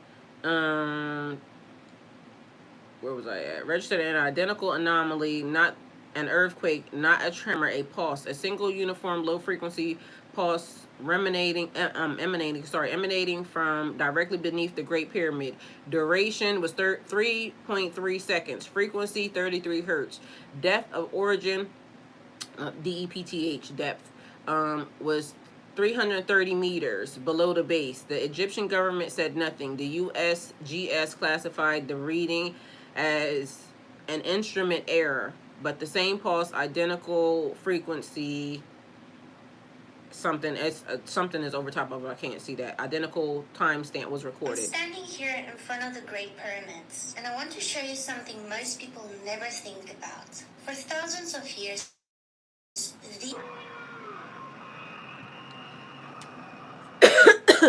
Y'all come on in.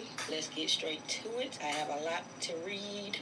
It says 12 pyramids, 12 pulses, 33 hertz, all at 3:33 a.m. And that's funny because I literally was seeing that the other day. There are people that are talking about the pyramids right now that are activating, and our frequency is finally coming into a resonance that is in alignment with the resonance of the pyramids, and so they're activating and awakening and like turning on these energies. So she got 6 days ago. Exactly what I've been telling you. I predicted this years ago. 5 days ago. They called me crazy. Now mainstream science just confirmed exactly what I've been saying. That the Great Pyramid of Giza focuses electromagnetic energy in its internal chambers. It's been scientifically proven as a fact. Conversations. This is also for people to go and do research for educational purposes only. Y'all don't take what I say for any truth. Please go and investigate on your own. Check all of your resources. I am on Telegram. I couldn't. Yeah, she's been about to read the same thing that I just read. Because apparently some of that is what showed up. The pyramids have activated. To understand what this means, step into the realms of quantum physics, ancient history, and sacred geometry. When people talk about the pyramids activating, They are referring to a blending of both spiritual and energetic techniques. Beloveds. Anyway, they're saying that they activated the other day, and So I did my newest episode on revealing the truth of brand wells, and this is on the pyramids that are actually being activated. This actually occurred on June the 8th at 3. And the funny part is that y'all know there are pyramids in the United States, so I'm wondering. All right. For the sake of men, I apologize. It ain't just women, bro. You know. I'm wondering how many of them actually felt it too, or if they went active. Damn, I'm gonna have to look them videos up. Yup. But yeah, so I seen that the other day too. So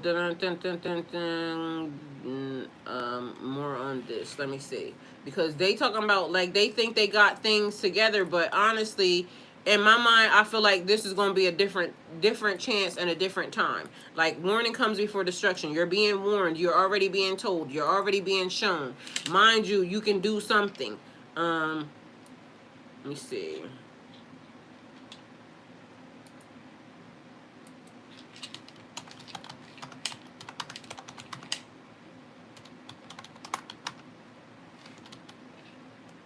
Where do the people...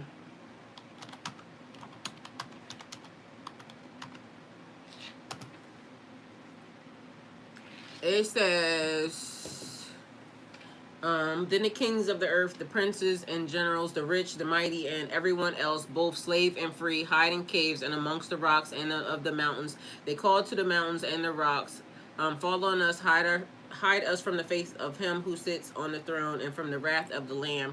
They hide in caves. They take refuge in rocks and the rocks of the mountain. They cry out to the mountains. Mind you, guess where the bunkers are? In the mountains, because literally it's in rocks, basically. So same scenario, because I seen a truck driver the other day. They told him that he wasn't allowed to film in there, but he was still filming. And they got this long ass entrance, and then they got stores, and they got all this shit in there, whole underground city, and it's in the rocks of mountains. So do with that information what you will. Mind you, even Colorado was flooding the other day too, so that's another thing.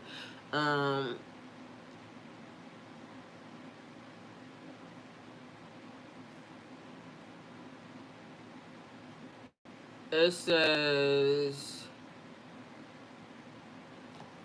some believe that during the end times, people will physically flee to caves, in which we already know that's where they got some of the stuff at, so they ain't wrong. That was already predicted. Mountains and underground shelters to escape catastrophic events. It's already a prophecy. I keep trying to tell people that that's what the Bible, even though they did whatever they did, because they manipulate it and they do what they do, the Bible is a prophecy. And of things to come, things that are happening, things that are going on. They wrote it, you know, people talking about, oh, it's past events, this, that, and the third. But yes, there's also some events in there that haven't happened yet. But it's coming true right in your face today. And so do with that information what you will. I don't know why these niggas stay in my inbox talking crazy. Like, shut your ass up. This shit be pissing me off, because literally they just be in there just with all the wrong shit. Oh, you look so good. Thank you, but get the fuck out of my inbox, please. Little fucking weirdo. Nigga was in my inbox today talking to himself, having a whole conversation, just going back to back to back to back to back. I looked at the shit, and I see, this is why y'all get deleted real fucking quick, because what the hell is wrong with y'all? Then in the past couple days, it's just been some real nigga ass shit. Like, niggas keep trying, like they're trying to like jump on my energy or something. It's weird. And then it's popping up 1 nigga, 2 nigga, 3 nigga, like literally. And it's weird, because what the hell energy do y'all got going on that y'all are doing that? I'm not with it. I don't like it, and I need y'all to, you know, give me 50 feet. Like, I mean, spiritual energy and everything, because I don't give a fuck. Like, I don't know what y'all on and what y'all trying to be on, but nigga, I'm not on that. If you can't figure out how to, and I already said, I keep saying the same exact thing on this fucking channel. I would appreciate a nigga, you know, trying to help me figure out how to get, you know, what I need to get to a bag, get to some type of development, some type of something. Like, in my inbox talking about you look good because you want to rub on my ass, nigga, I'm not falling for that. I don't care about that. And if you ain't got nothing to be able to help nothing that I got going on, I damn sure ain't fucking with you. Because what the hell, what do I look like? It's weird. I'm really a grown ass woman. I'm really 50 years old, like grown. And even when I was young, I still wasn't on no dumbass shit to where I'm just letting no nigga just like, y'all are fucking disgusting. And every time I see it, it fucking irritates my soul. Cause how are you a fucking grown ass nigga and you think that that's okay? You ain't got nothing to add to a bitch, nothing, and all y'all just out here thinking that sex is the key, or like, it's never nothing that makes sense to me. And it's weird. Like, what type of fucking society? This is why everybody gonna die right here, because literally I'm telling y'all some shit and nobody listens. And I ain't trying to wish nothing on nobody, but I'm telling you, this shit be right in everybody's fucking face, and niggas just be out here, it just be over people's heads. But anyway, y'all, ain't got nothing to do with y'all, but I just was looking at something, and then this is all they keep saying, like every fucking one of them. And then they just be talking long ass fucking talks of nothing. Like, shut your ass up.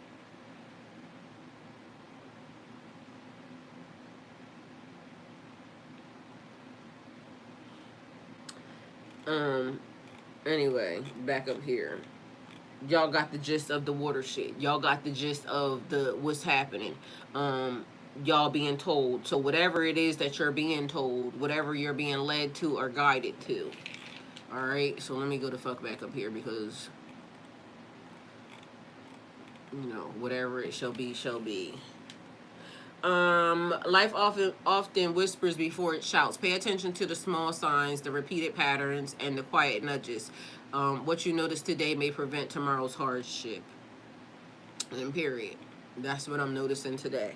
So also, if you ever been feeling like something isn't right, something doesn't sit right with you anymore, just trust that feeling. This isn't about living in fear or expecting the worst. I literally said that. I'm not telling y'all any of this for fear mongering or anything else. I'm telling you because these people are trying to distract you with this bullshit, and this bullshit, and meanwhile none of that matters. It is all on what they really trying to distract you from, or what they're trying for you not to see. Right? Last night, this is why I keep saying something about the niggas, because last night, out of nowhere, somebody literally, the same exact thing, and it keeps being weird to me, because y'all think that I'm actively talking about one person or two people showing up, and I don't know how it's happening for y'all right now, but literally, it is so many niggas that are, like, trying to pounce on me, right? And I don't know whether or not, like, I don't know what that is, but out of nowhere, I'm sitting here and I'm just minding my own business, and a text message comes through. Person says something, and I'm like, what the fuck are they telling me for?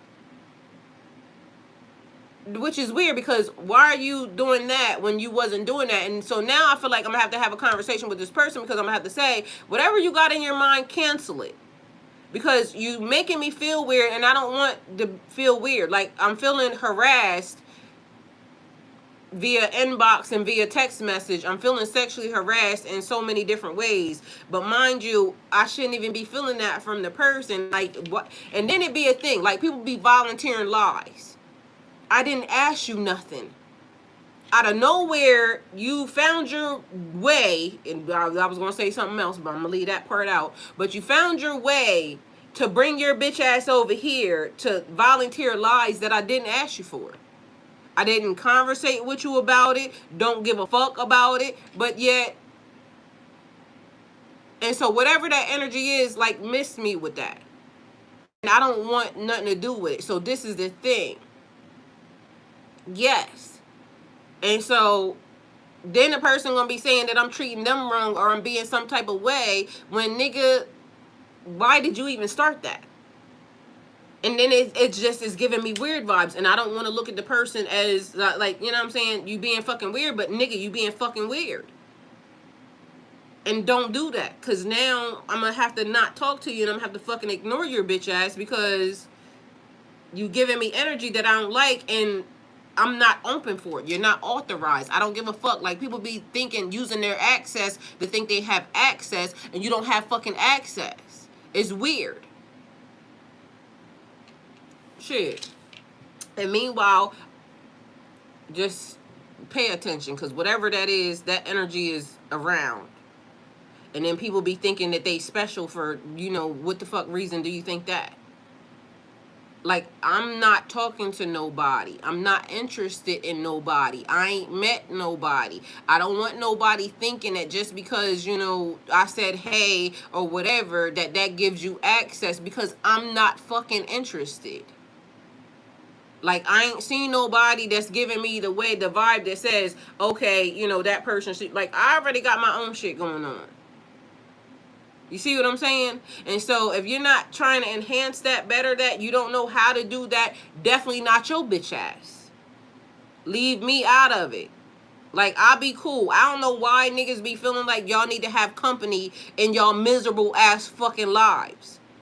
That's weird to me. In my mind, I'll be thinking, like, let me get my shit together so I'm not bringing no bullshit to nobody. But for some reason, in everybody else's life, they always want to be trying to let me do this to add some bullshit to her life. Please don't do that, because I don't feel like cussing your ass out. Please. And thank you.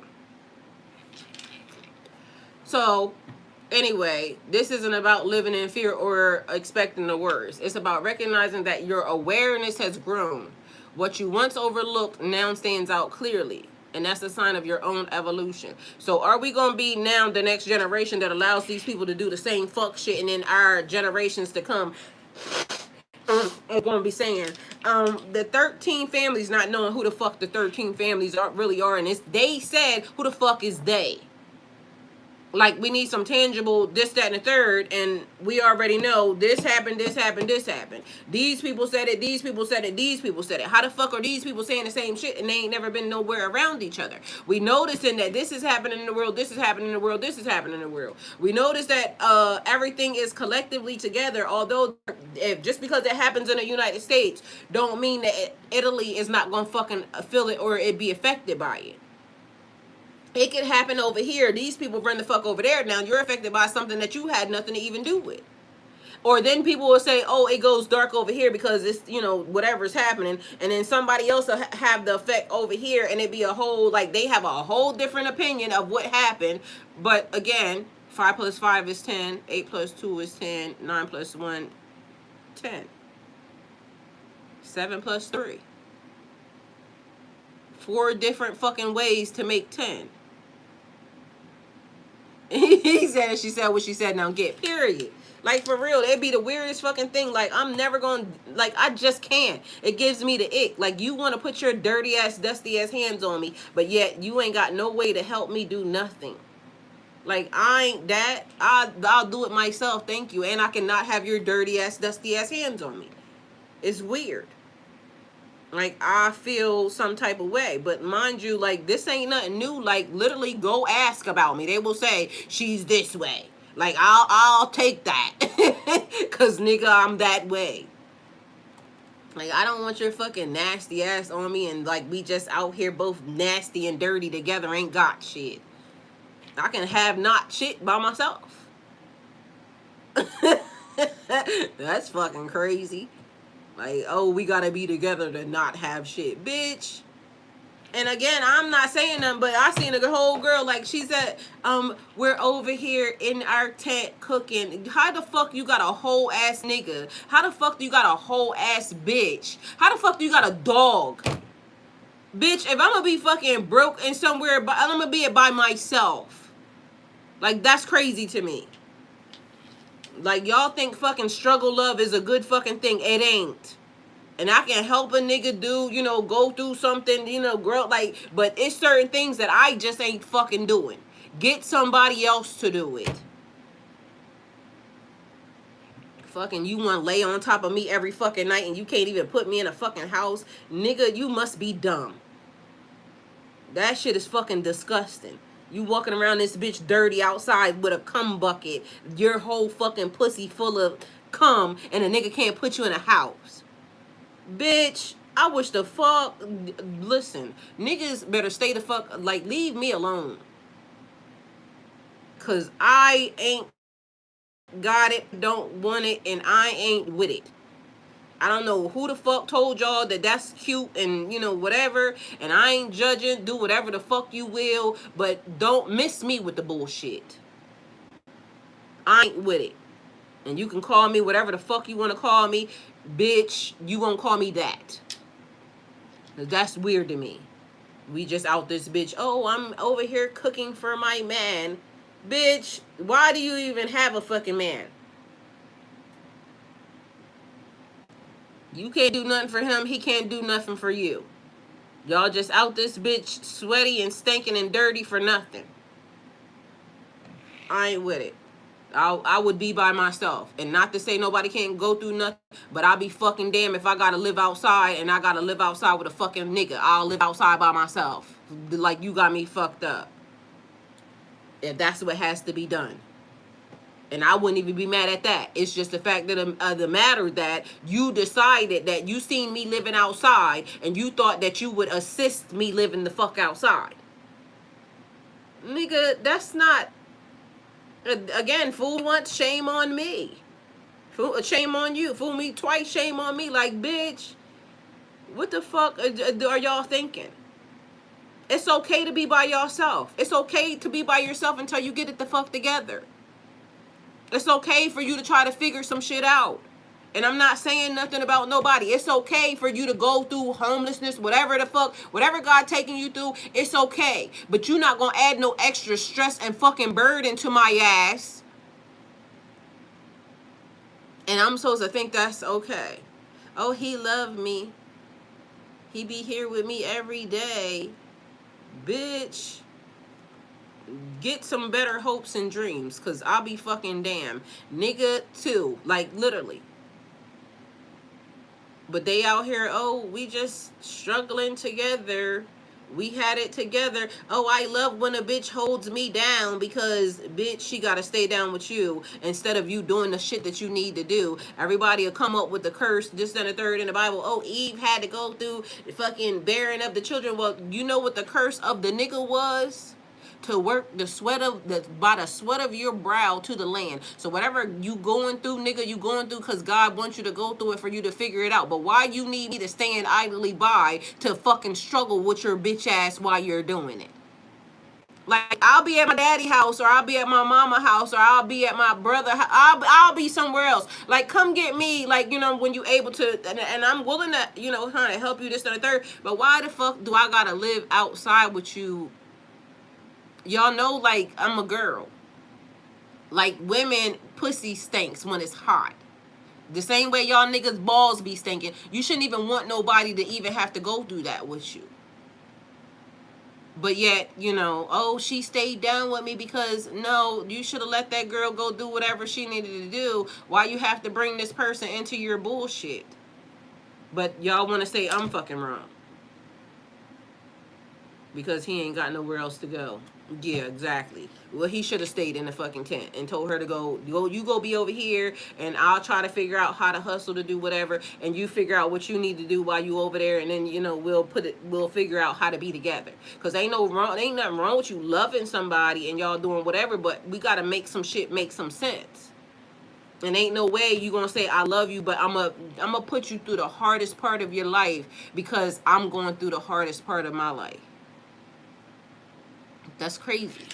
Like, I mean, for real, people need to start thinking and this, that, and the third. Like, I done been in love with a nigga. Like, I done said, oh, I would be with you anywhere. And that's a fact. I would be with you anywhere. But if he loved me, he wouldn't want me to have to be with him anywhere.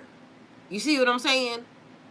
So, it's all cute and shit when you could be like, oh, I'm in love because da-da-da-da-da. Like, nigga, can you pay this fucking mortgage? Because if I don't figure out how to pay the mortgage, nigga, I'm going to be the fuck outside. But you want to figure out how to come and rub on my butt and add some extra stress to my life because you want to get the fuck on my nerves. And then after I let your bitch ass in here and I help you get on your feet, you're going to try to figure out how to use my shit to go help another bitch. Like, nah, dog. I'm cool on that. So show me what you got ahead of time. Like, you know what I'm saying? Can you pay this fucking mortgage? Get out of my fucking inbox and go to my Cash App and cut me $1,700. Send that. Like, then I'll think you like me. When a nigga start parting ways with his money, then he like you. Because niggas that like you start doing shit to make sure you're okay. Bitches that like you will make sure you eat. They'll start doing shit to make sure you're okay. Like, ain't nobody gonna be out here trying to convince me, period, today. Ain't nobody that likes me gonna convince me that I like you because I'm in your inbox and I'm saying that you're so beautiful and you're so da-da-da-da. Thank you. But my inbox is full of that. It ain't full of no niggas that cut me no checks. It ain't full of nobody that said, oh, I want to make sure that you got fucking gas for the week. Gas is high. Here go this $40. Niggas want to give me $40 the fuck though. Like, no, thank you. I don't need that. I ain't never been a $40 hoe. Like, get somebody else to do that. Because I had better sense than that. Even as when I was little, I had better sense than that. Niggas will say, oh, she's a gold digger. And is. If you don't like that, that means you ain't got no gold. Good. Go on and get. I know me, you know you. Now let's cut to the chase. Get your ass the fuck away from here. Like, you not gonna fucking, what they call it? Reverse psychology me into thinking that I don't deserve better, bitch. Cause you said whatever. Yeah, stand 10 toes down in it. And if you already know that, then why the fuck is you over here talking to me? Please go. We ain't gotta have no conversations. If you know that about me and I know this about you, we ain't gotta have no conversation. You didn't even have to invade my space to come over here and tell me about me. Like, who the fuck you thought you was? I got a mama and a fucking daddy. Both of them is alive to this day. I got a brother. I got a whole slew of family. I ain't need your bitch ass to come over here to tell me nothing about me. Thank you, but no. You're wasting my time and you invading my energy space. Like, please get the fuck out of my face. And then they'll say, oh, she's mad and she's angry. I ain't mad nor angry other than the fact that you came over here talking to me. I didn't need it. Like, I don't need you to raise me. My daddy lives in Texas. He's alive and well.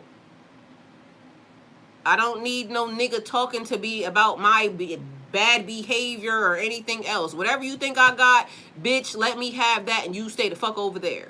But for some reason, they always find they little minuscule ass way in my, like, let me figure out the challenge to get her to be a dumbass bitch. Other than the fact of let me go ahead and give her this fucking $1,700 that I need to give her. Get the fuck out of my face. And I just be thinking that it's funny. So I'm not even saying nothing other than the fact that I'm saying something. Like, you're never going to trick me into thinking that. And if anybody says, okay, then fine, that's why, you know, da-da-da-da, good. That's why, da-da-da. You still ain't got to tell me about it. Can you please get the fuck out of my face? And leave me the fuck alone. And don't be watching me from the sidelines, you know, to see if anything happens. I'm never going to change my opinion on giving you no pussy. I don't give a fuck what happens. I'm never going to change my opinion on it. Matter of fact, I'm only going to get a little bit stricter. Because if I got to be outside, then I'm going to need more money. See what I'm saying? So do with that information what you will too. But ain't nothing ever going to convince me to be nobody's little trick ass bitch for nothing. Because you said I was cute. I ain't never been an ugly bitch. I came into this world, you know, good genetics. And whether or not you like it or don't, and whether or not you think I'm, you know, a 5, a 10, a 6, a 8, a 3, bitch, I don't care. I know what I am. And that's the difference between me and whoever the fuck else you could be talking to, because I don't care. You don't have to talk to me about it. Go talk to them niggas about it. So that way, you know, y'all can try to eat my ass even more. Anyway, sometimes those clues can come through repetitive conversations. Like that one. Because I got to keep having to say it. Leave me the fuck alone. Please and thank you. Like, I'll know that you want to talk when my Cash App goes off. When I have coffee. Like, you know, I thought you would have a beautiful day if I added this iced coffee to your life. I know you like that. Get you a caramel latte. Like, I mean, the little things are, you know, easy too. I like lollipops. You know what I'm saying? Like, it be the little things. Like here, you could go buy you a bag of Blow Pops, bitch. You see what I'm saying? Nigga. But don't fucking come in my ex talking about, you know, no weird ass shit. Like, I don't give a fuck. So sometimes they come through delays, unexpected endings, opportunities that don't quite feel aligned, or that persistent feeling that says there's more for me than this, because there's more for me than this. Those moments aren't always obstacles. They're invitations to pay attention. So you may find yourself looking back at situations where you ignored your own intuition because you wanted to believe the best in someone, or because you hoped things would improve on their own. Like yesterday I was talking to somebody and they happened to mention, they said, this bitch something, right? Think that it's one of those things. Have you ever spoken to somebody, or you talk to somebody that you wouldn't normally speak to or talk to, and then later on they try to play in your face and you be like, I should have stuck to my first intuition? Because it'd be like, and I don't want to call nobody fat, ugly, or anything else, right? But sometimes it'd be just that. And so what the person said was, this big bitch is trying to carry me like this, then the third, right? That's what they said. So I laughed because I said, don't you hate when you try to give somebody the benefit of the doubt and then they try to play with you? And so it'd be one of them. And beauty is in the eye of the beholder, because what somebody else may think is beautiful, somebody else may not find it as beautiful. What somebody else thinks is, success, I may not find, to be successful. What somebody thinks is handsome, I may not think is handsome. And, it's just a thing. All these bitches may be on this nigga, I don't like it. And so I may find, this over here attractive. Anyway, long story short, the person said what they said, and they didn't like what the person tried to, carry them in the end. Like they was the, I don't want to say the prize or anything else, but that's what the person was basically saying. So I laughed because it was funny to me, but this is why we should always hold to our guns and our standards too, because it be the very bitch that you don't want to talk to that will come along and try to find their way to play in your fucking face, okay? Nigga, bitch, it don't even matter. So there's no need to judge yourself for that. Every experience has added layers or additional wisdom, to your journey. The important part is that you no longer have to repeat lessons you've already learned, because why the fuck do you have to do that? And don't let nobody try to reverse psychology you into anything, because what they do is try to make you feel less than because you held to your guns, or because you're saying this, or because you're saying that. Like I had somebody tell me, they'll use the masculine energy to female, right? You're too masculine. I'm not too masculine for a man. I've never disrespected a man. But if you have those tendencies that you come along and you are, thinking that you're a man, and you are not really manly qualified, just because you're a male don't make you a man. The same way as just because you're a female don't make you, a grown-ass woman. And so somebody may say that, and somebody may see that, and they may say, oh, that's not grown, that you're selling da this and the third, but you want me to give it to you for free and be broke with you. Not because I like you, not because I love you, not because my intuition tells me to be with you. My spirit is telling me everything about you is ick and ill. But because you want me to want you in a way, and technically half the time you only just want to touch my butt anyway, and then that's it, that's all. You just really want to play in my face, and I ain't got time for it. So some people will think that you're supposed to give them something just because, oh, it's me, you should give it to me. Bitch, get the fuck out my face. Or some people get upset because you don't find value in whatever they find value in.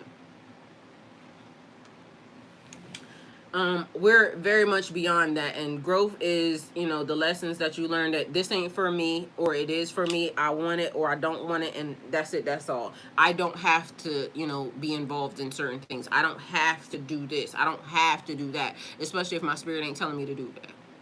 Point blank, period. So in this season, having stronger boundaries is important. And what do you value? You don't have to value the same thing that them people value. And just because they think that it's valuable, don't make it that it is. Because in this day of time, and especially in this day and time, people all praise, and people will be excited for a lot of shit that don't make sense to me. But mind you, it's one of those things. They said Gen X, grew up and be latchkey kids and this, that, and the third. We knew that when our parents told us not to do something, we just didn't do it. Like, you don't open the door, you go home, you go in, you do your homework, you do this, that, and the third. You don't put everything ain't for lights, everything ain't for cameras. Mind you, you don't put all your business online. But then it's the new generation. This is everything is for, you know, likes and views and follows and this, that, and the third. I seen a video the other day, and a guy was saying that their sister started to work at a prison for them, right? Mind you, the nigga's filming this shit.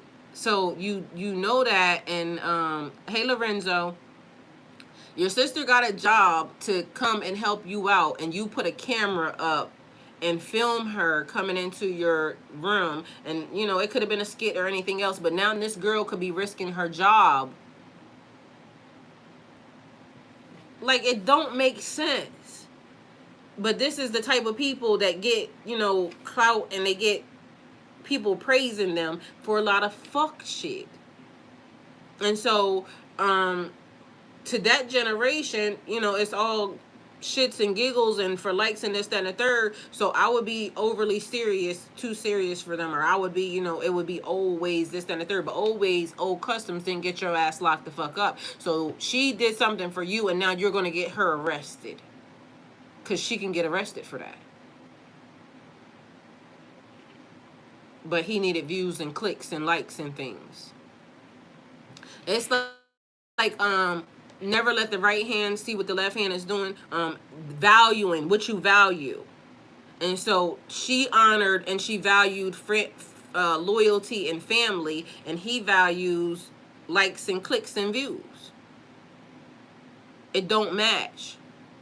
I try to help you in a way that is, you know, honorable and family and this, that, and the third, and you basically sell me down a fucking river.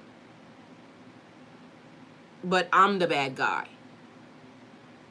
Like, this world, everything that people talk about, everything that people, you know, think right now is fucking upside down. It don't make sense. And so somebody would say that I'm mean or I'm nasty or I'm this, that, and the third. Meanwhile, I have a better attitude. It's just that I know and completely understand, like, you just don't do this. You want me to do some fuck shit because this is what the new generation is on. And y'all, you know, don't care about whether or not my soul, my spirit, my pH balance suffers anything. It just sounds harsh the way that I said it.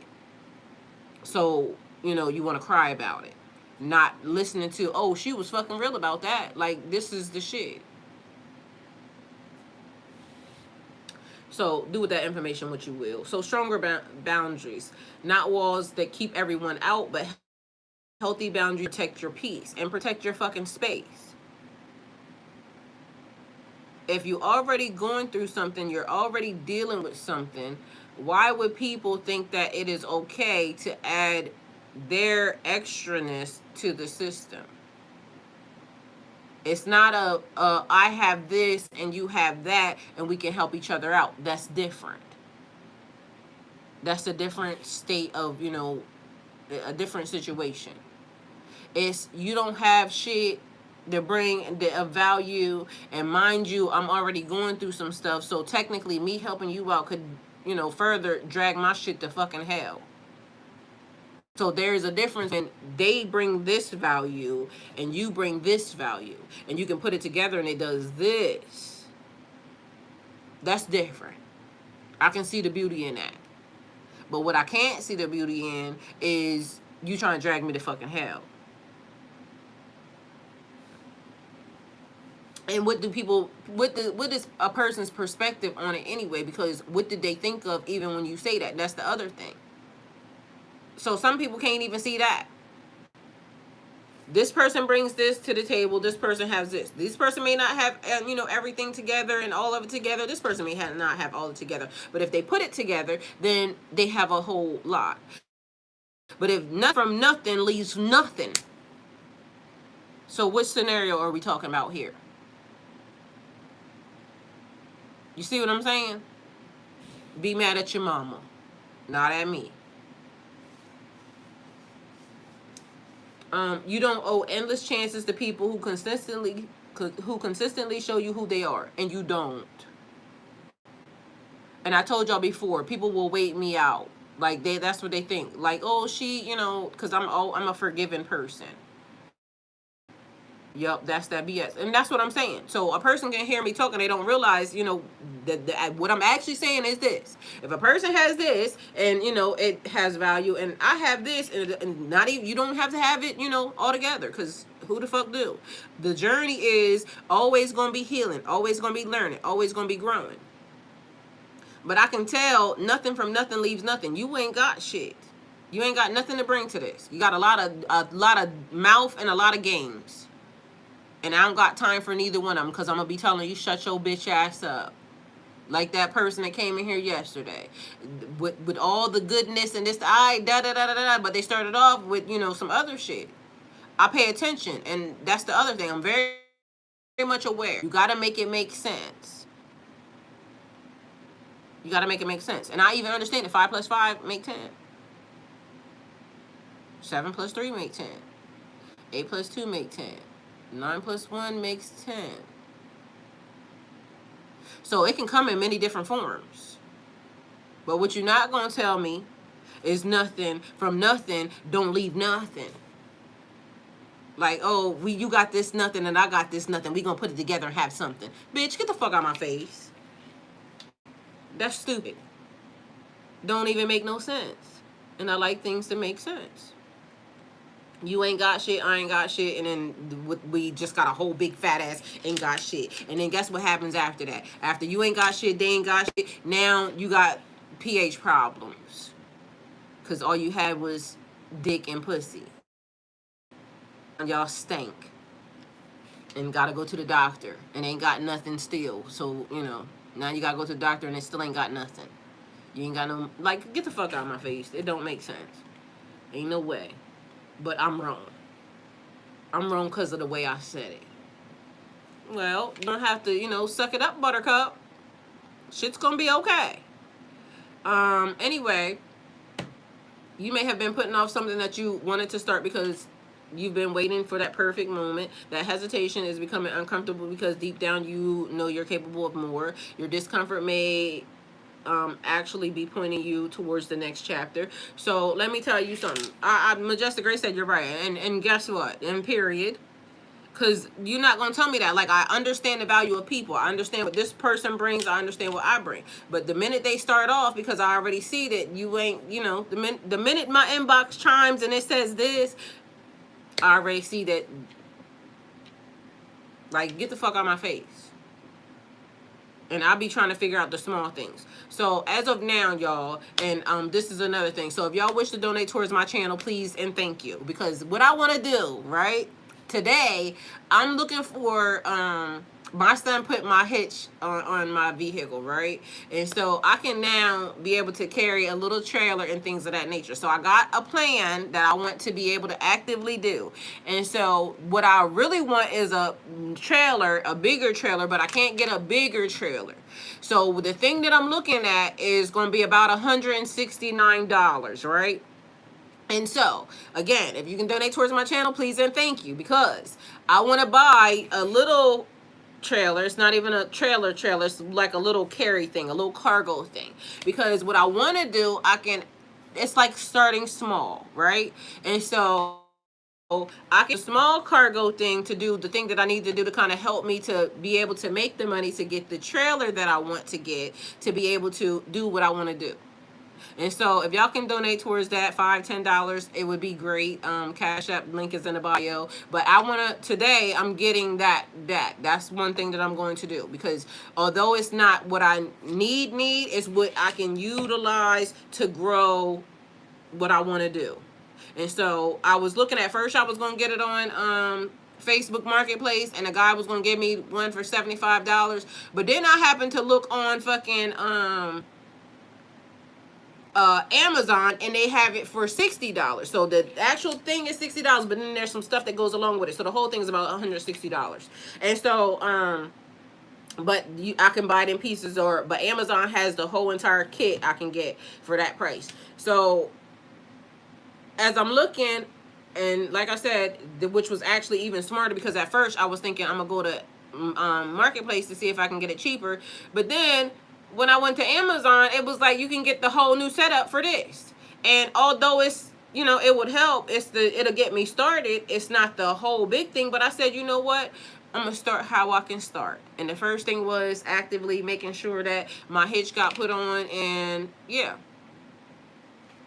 And in the process of that, something happened yesterday, and I'm like, fuck, you know, another thing, but I'm not going to let it deter me away from doing the thing that I need to do. So there's that. Anyway, if you wish to donate towards that in my venture, then y'all will see it on my, I'm going to be filming it anyway. So y'all will be seeing it there. But definitely, please and thank you, because I need to get that little, it's a little cargo type thing that you hook it to the back of your car, and then it has like the little bag and the little clip things that hold everything on and everything else. So baby steps to get what you want to go, yeah, period. And so it was funny because I'm like, that ain't really gonna fit much, but it'll fit some stuff. And so it'll definitely start the process, and I'll be able to move some stuff, you know what I'm saying, because that's one of the things. I'll be able to move some stuff. And I'm excited for, you know, whatever, the journey, the new journey, or whatever the fuck this even is. But at the end of the day, it was something that I said I can do, and it don't cost me, you know, nothing but that to start up, because the hitch I had already had sitting here. And I had got that last year, like, and nobody would be able to put it on my car. So just thankful that my son came, and I was adamant, because I kept telling him, I was like, I need that on my car, because I need to be able to do, you know, what I want to do. And I was trying to explain it to him. Mind you, it's something that I actively like doing anyway. So it's like, it's more of time rather than money. So anyway, like I said, I'll be showing y'all in the process, but you know, little babies, and that's one of the little baby steps. So, you know, niggas in my fucking inbox to help me start a business, you know what I'm saying? That's one of the things you can do. I need $161. Cash at me, please and thank you. And if you ain't got it, you know, add to the pile. Thank you, I would appreciate it. So that's the thing. Anyway, this is the time to notice patterns instead of isolated moments. Because everything ain't bad. Everything ain't horrible. Even in the midst of. People be having stuff going on. But there's still good things in life.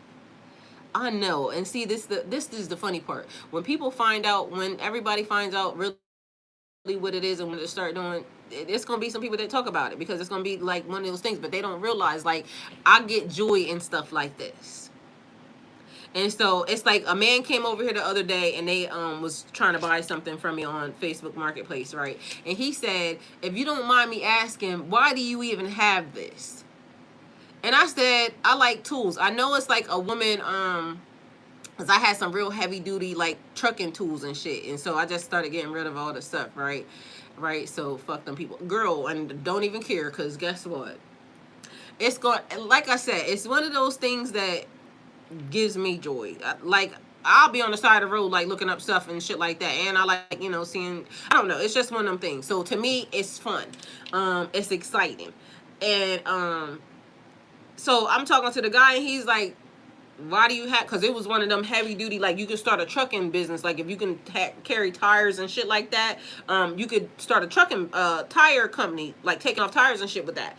And so he was like, well, why do you have that? I said, because I have big trucks, and sometimes we had to take like tires, and you don't want to wait on the side of the road for nobody to fucking come and get your ass off the side of the road. You want to be able to, you know, go. So I had equipment that would, and I ain't never had to take off a big tire or nothing, but shit, I had equipment that if I needed to, I could.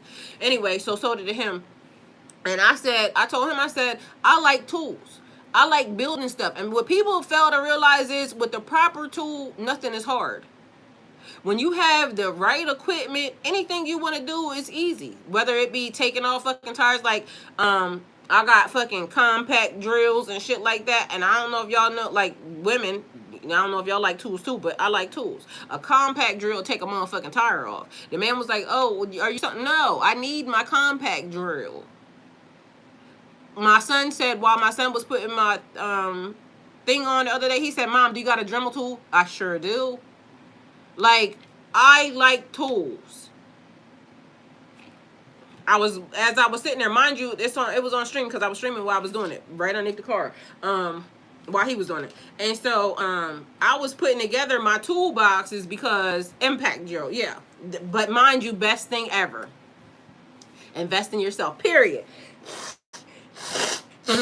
So,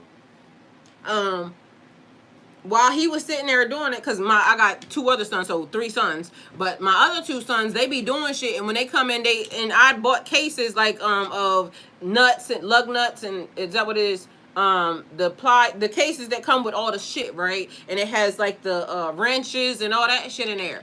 And so as I'm sitting there, all the boxes are, you know, fucked up, and I'm trying to put everything back together, but mind you, I'm not even the one that used the tools.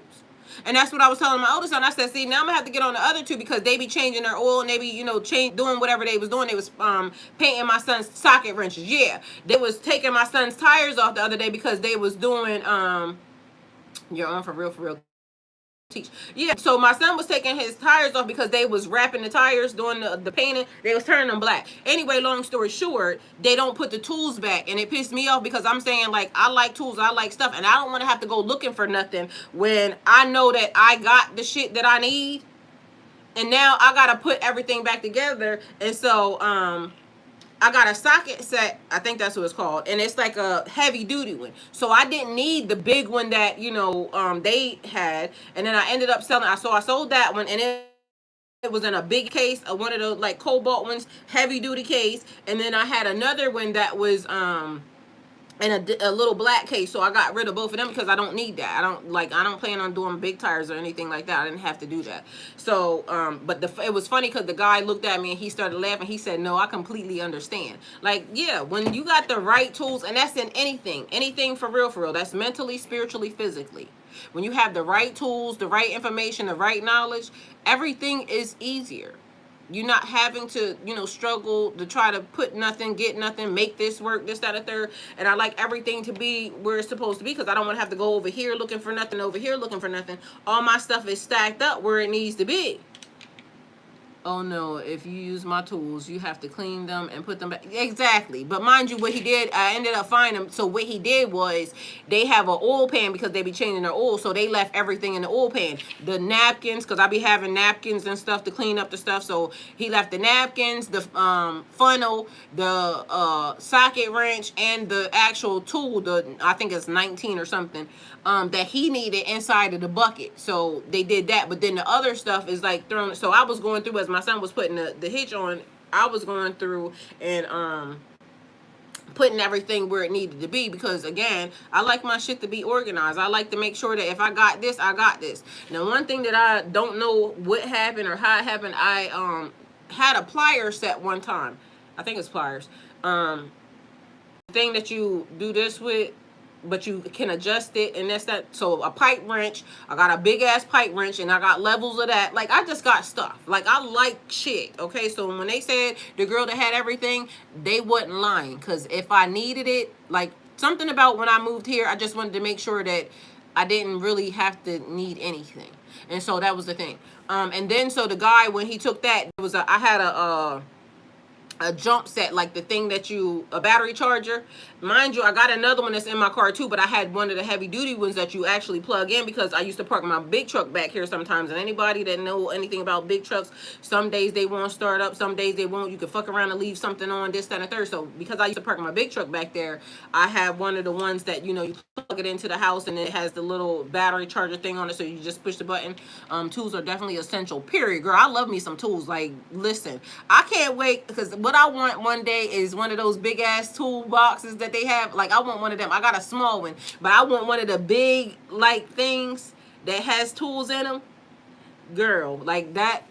And I know men be wanting that, but I want that because I like shit like that. But anyway, so the battery charger, I was going to sell that at one point in time too, but the man that came, he was like, it wasn't sparking. So anyway, I gave him that, and I told him, I was like, I don't know if he can fix, because somebody asked me, what, has it been tested? No, I just used the shit. And so I'm not using that, but I got a smaller one, so, you know, I gave him that too. But anyway, I like fucking tools. I like shit like that. Like, if my lawnmower don't start up because I left the little switch on and it ran my fucking battery down, anytime I want to go start up my lawnmower, I can fucking go start. Now, somebody need to teach me how to plug a tire, though, because I don't really know how to do that. I'm sure I could figure it out, but I don't know how to plug a tire, and I don't know how to change oil. And I need to know how to do them things, too, but, you know, I'll just call you if I need something. other than the power. Girl, I got drills, power drill. You Mike would have to tell me when I need it. I just got rid of fucking a table saw because I had a table saw. I got a lot of equipment that, but mind you, this is the thing. I don't need it right now, and eventually I want to buy new stuff because I didn't had that anyway, and I'm like the energy thing. So mind you, if I had it before and I had it with a nigga, I don't fucking want it. I'm gonna try to get all brand new stuff, and if I'm not using it right now, if I ain't been using it, I'm trying to get rid of it. And so I'm starting to figure out what I want to do, you know, in a new process. So like I said, the thing that I want is, a matter of fact, I'm gonna show y'all what I got, and it's in my damn cart. That way y'all know I ain't even fucking playing with y'all. Amazon. It's this thing right here.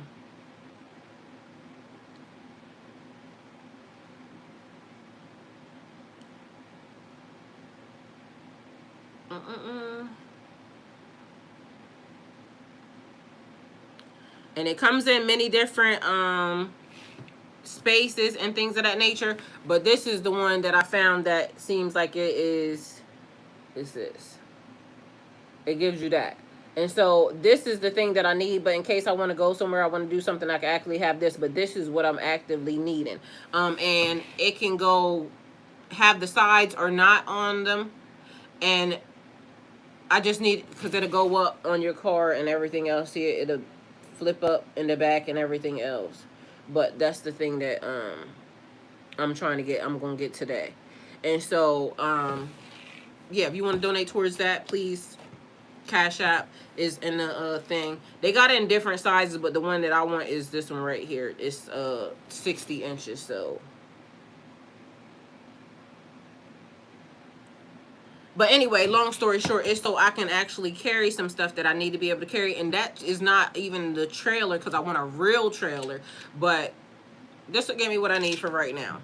Not too big, and I may have to do what I need to do in small increments, but guess the fuck what?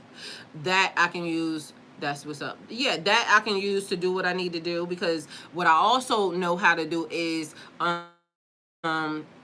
refit it. You know how like on a bigger trailer you would be able to put wood on the sides? So technically, because I know how to build shit, I could actually put a little bit of more wood on top of it to create a bigger space and make it sturdy enough to where I can set a little bit more stuff on it, but not as much as I would be able to sit on a bigger trailer.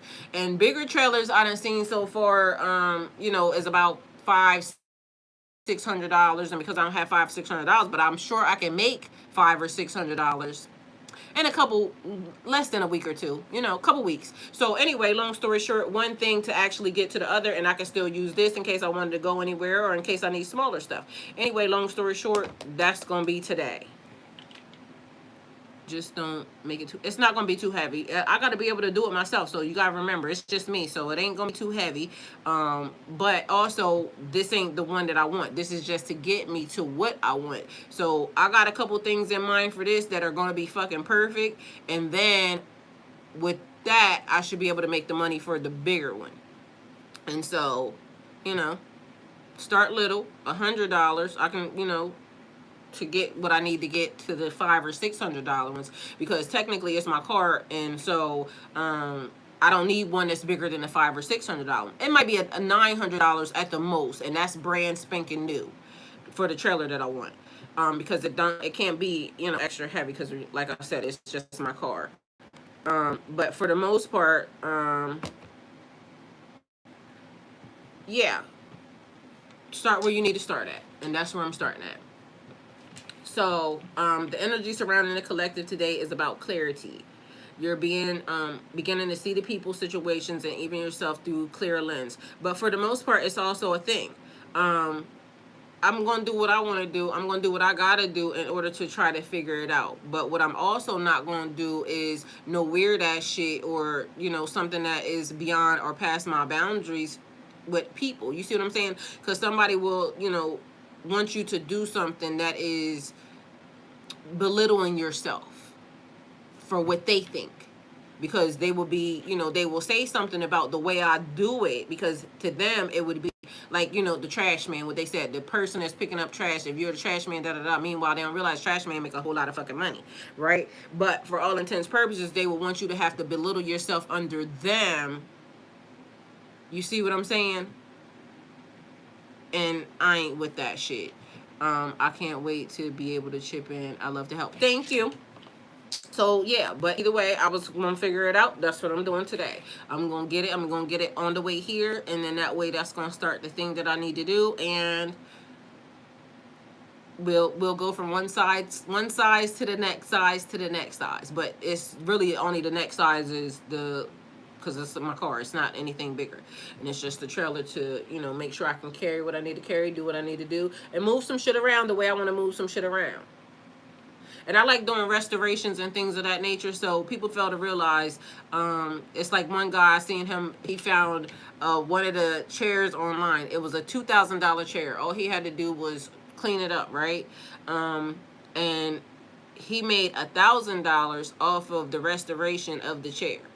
And it may not be as extensive as even what they're doing, but mind you, it's something that I used to love doing, because remember I told y'all I used to love doing the stuff with my aunt and my mom, them, and everything else, like when we used to go dumpster diving, basically. But it was trash rinsing. And it don't even got to be that extensive.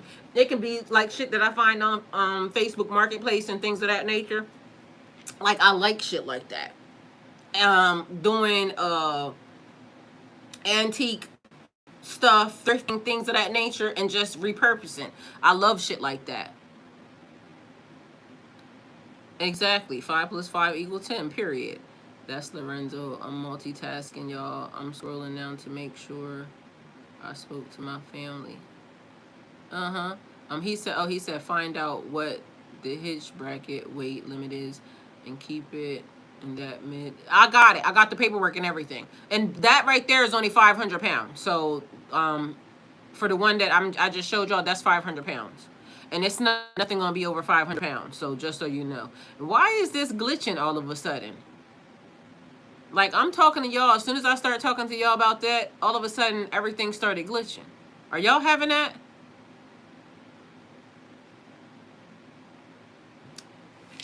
People be hating, they be mad, especially when they figure out you're gonna go around the system. So I do online stuff all the time, and if online don't do it, we gotta figure out different hustles and different ways to get some shit done. So either way, I'm just thankful for the opportunity. I'm thankful that, you know, I can do whatever it is that I need to do. It's coming through clear on my side. Okay, because literally it started like pixelating, and it's weird.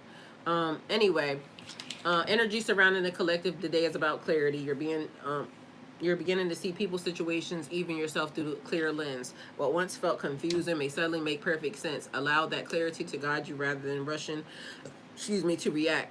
Wisdom grows in observation before it shows itself in action. Remember, not every closed door is a rejection. Not every delay is failure. And sometimes life creates space so that something more aligned has room to enter.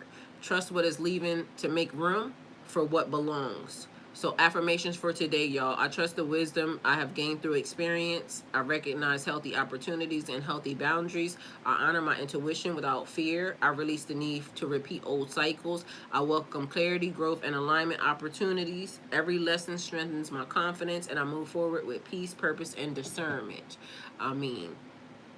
So today's reminder is that the signs are not here to frighten you. They're here to help you make the choices that honor the person you're becoming. And mind you, so with all that being said, right, and everything that we got to pay attention to, the things that are happening, I'm saying even about the water, and I said I'm not telling y'all to, fear monger this, then, a third, because a lot of things could be true all the time. You could be the person that survives in this situation. At one point in time, your voice didn't match your lips. On my end, it was like watching kung fu movies. Bruce Leroy. I'm cracking up. The signs are not there to frighten you. They're here to make you help you make choices that honor the person that you're becoming. The more you trust your inner wisdom, the easier it's becoming to recognize what deserves your energy and what is ready to be released. And so this conversation could also be about this. Since we know certain things are happening, and what shall be shall be.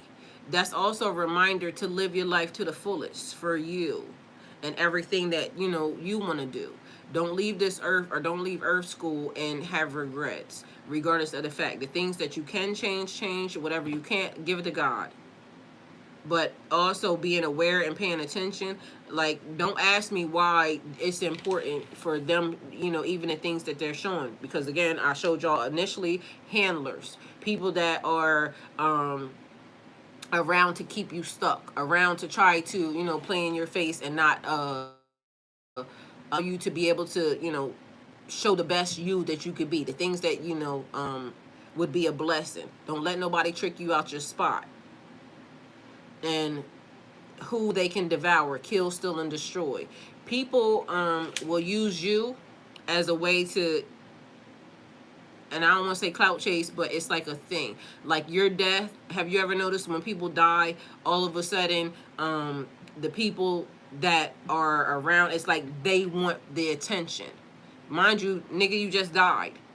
And so now it's like the focus is on this. And so people love whatever the attention that they get off of, you know, you, or, you know, something that happened to you.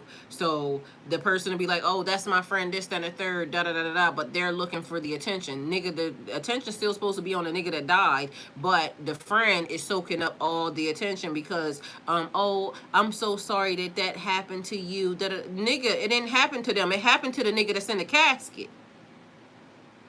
This nigga gonna go on and be, you know, partying like a rock star in 3 hours. Soon as, you know, the casket drop, this nigga gonna be outside, you know, whatever. This is what people do. They feed off of that.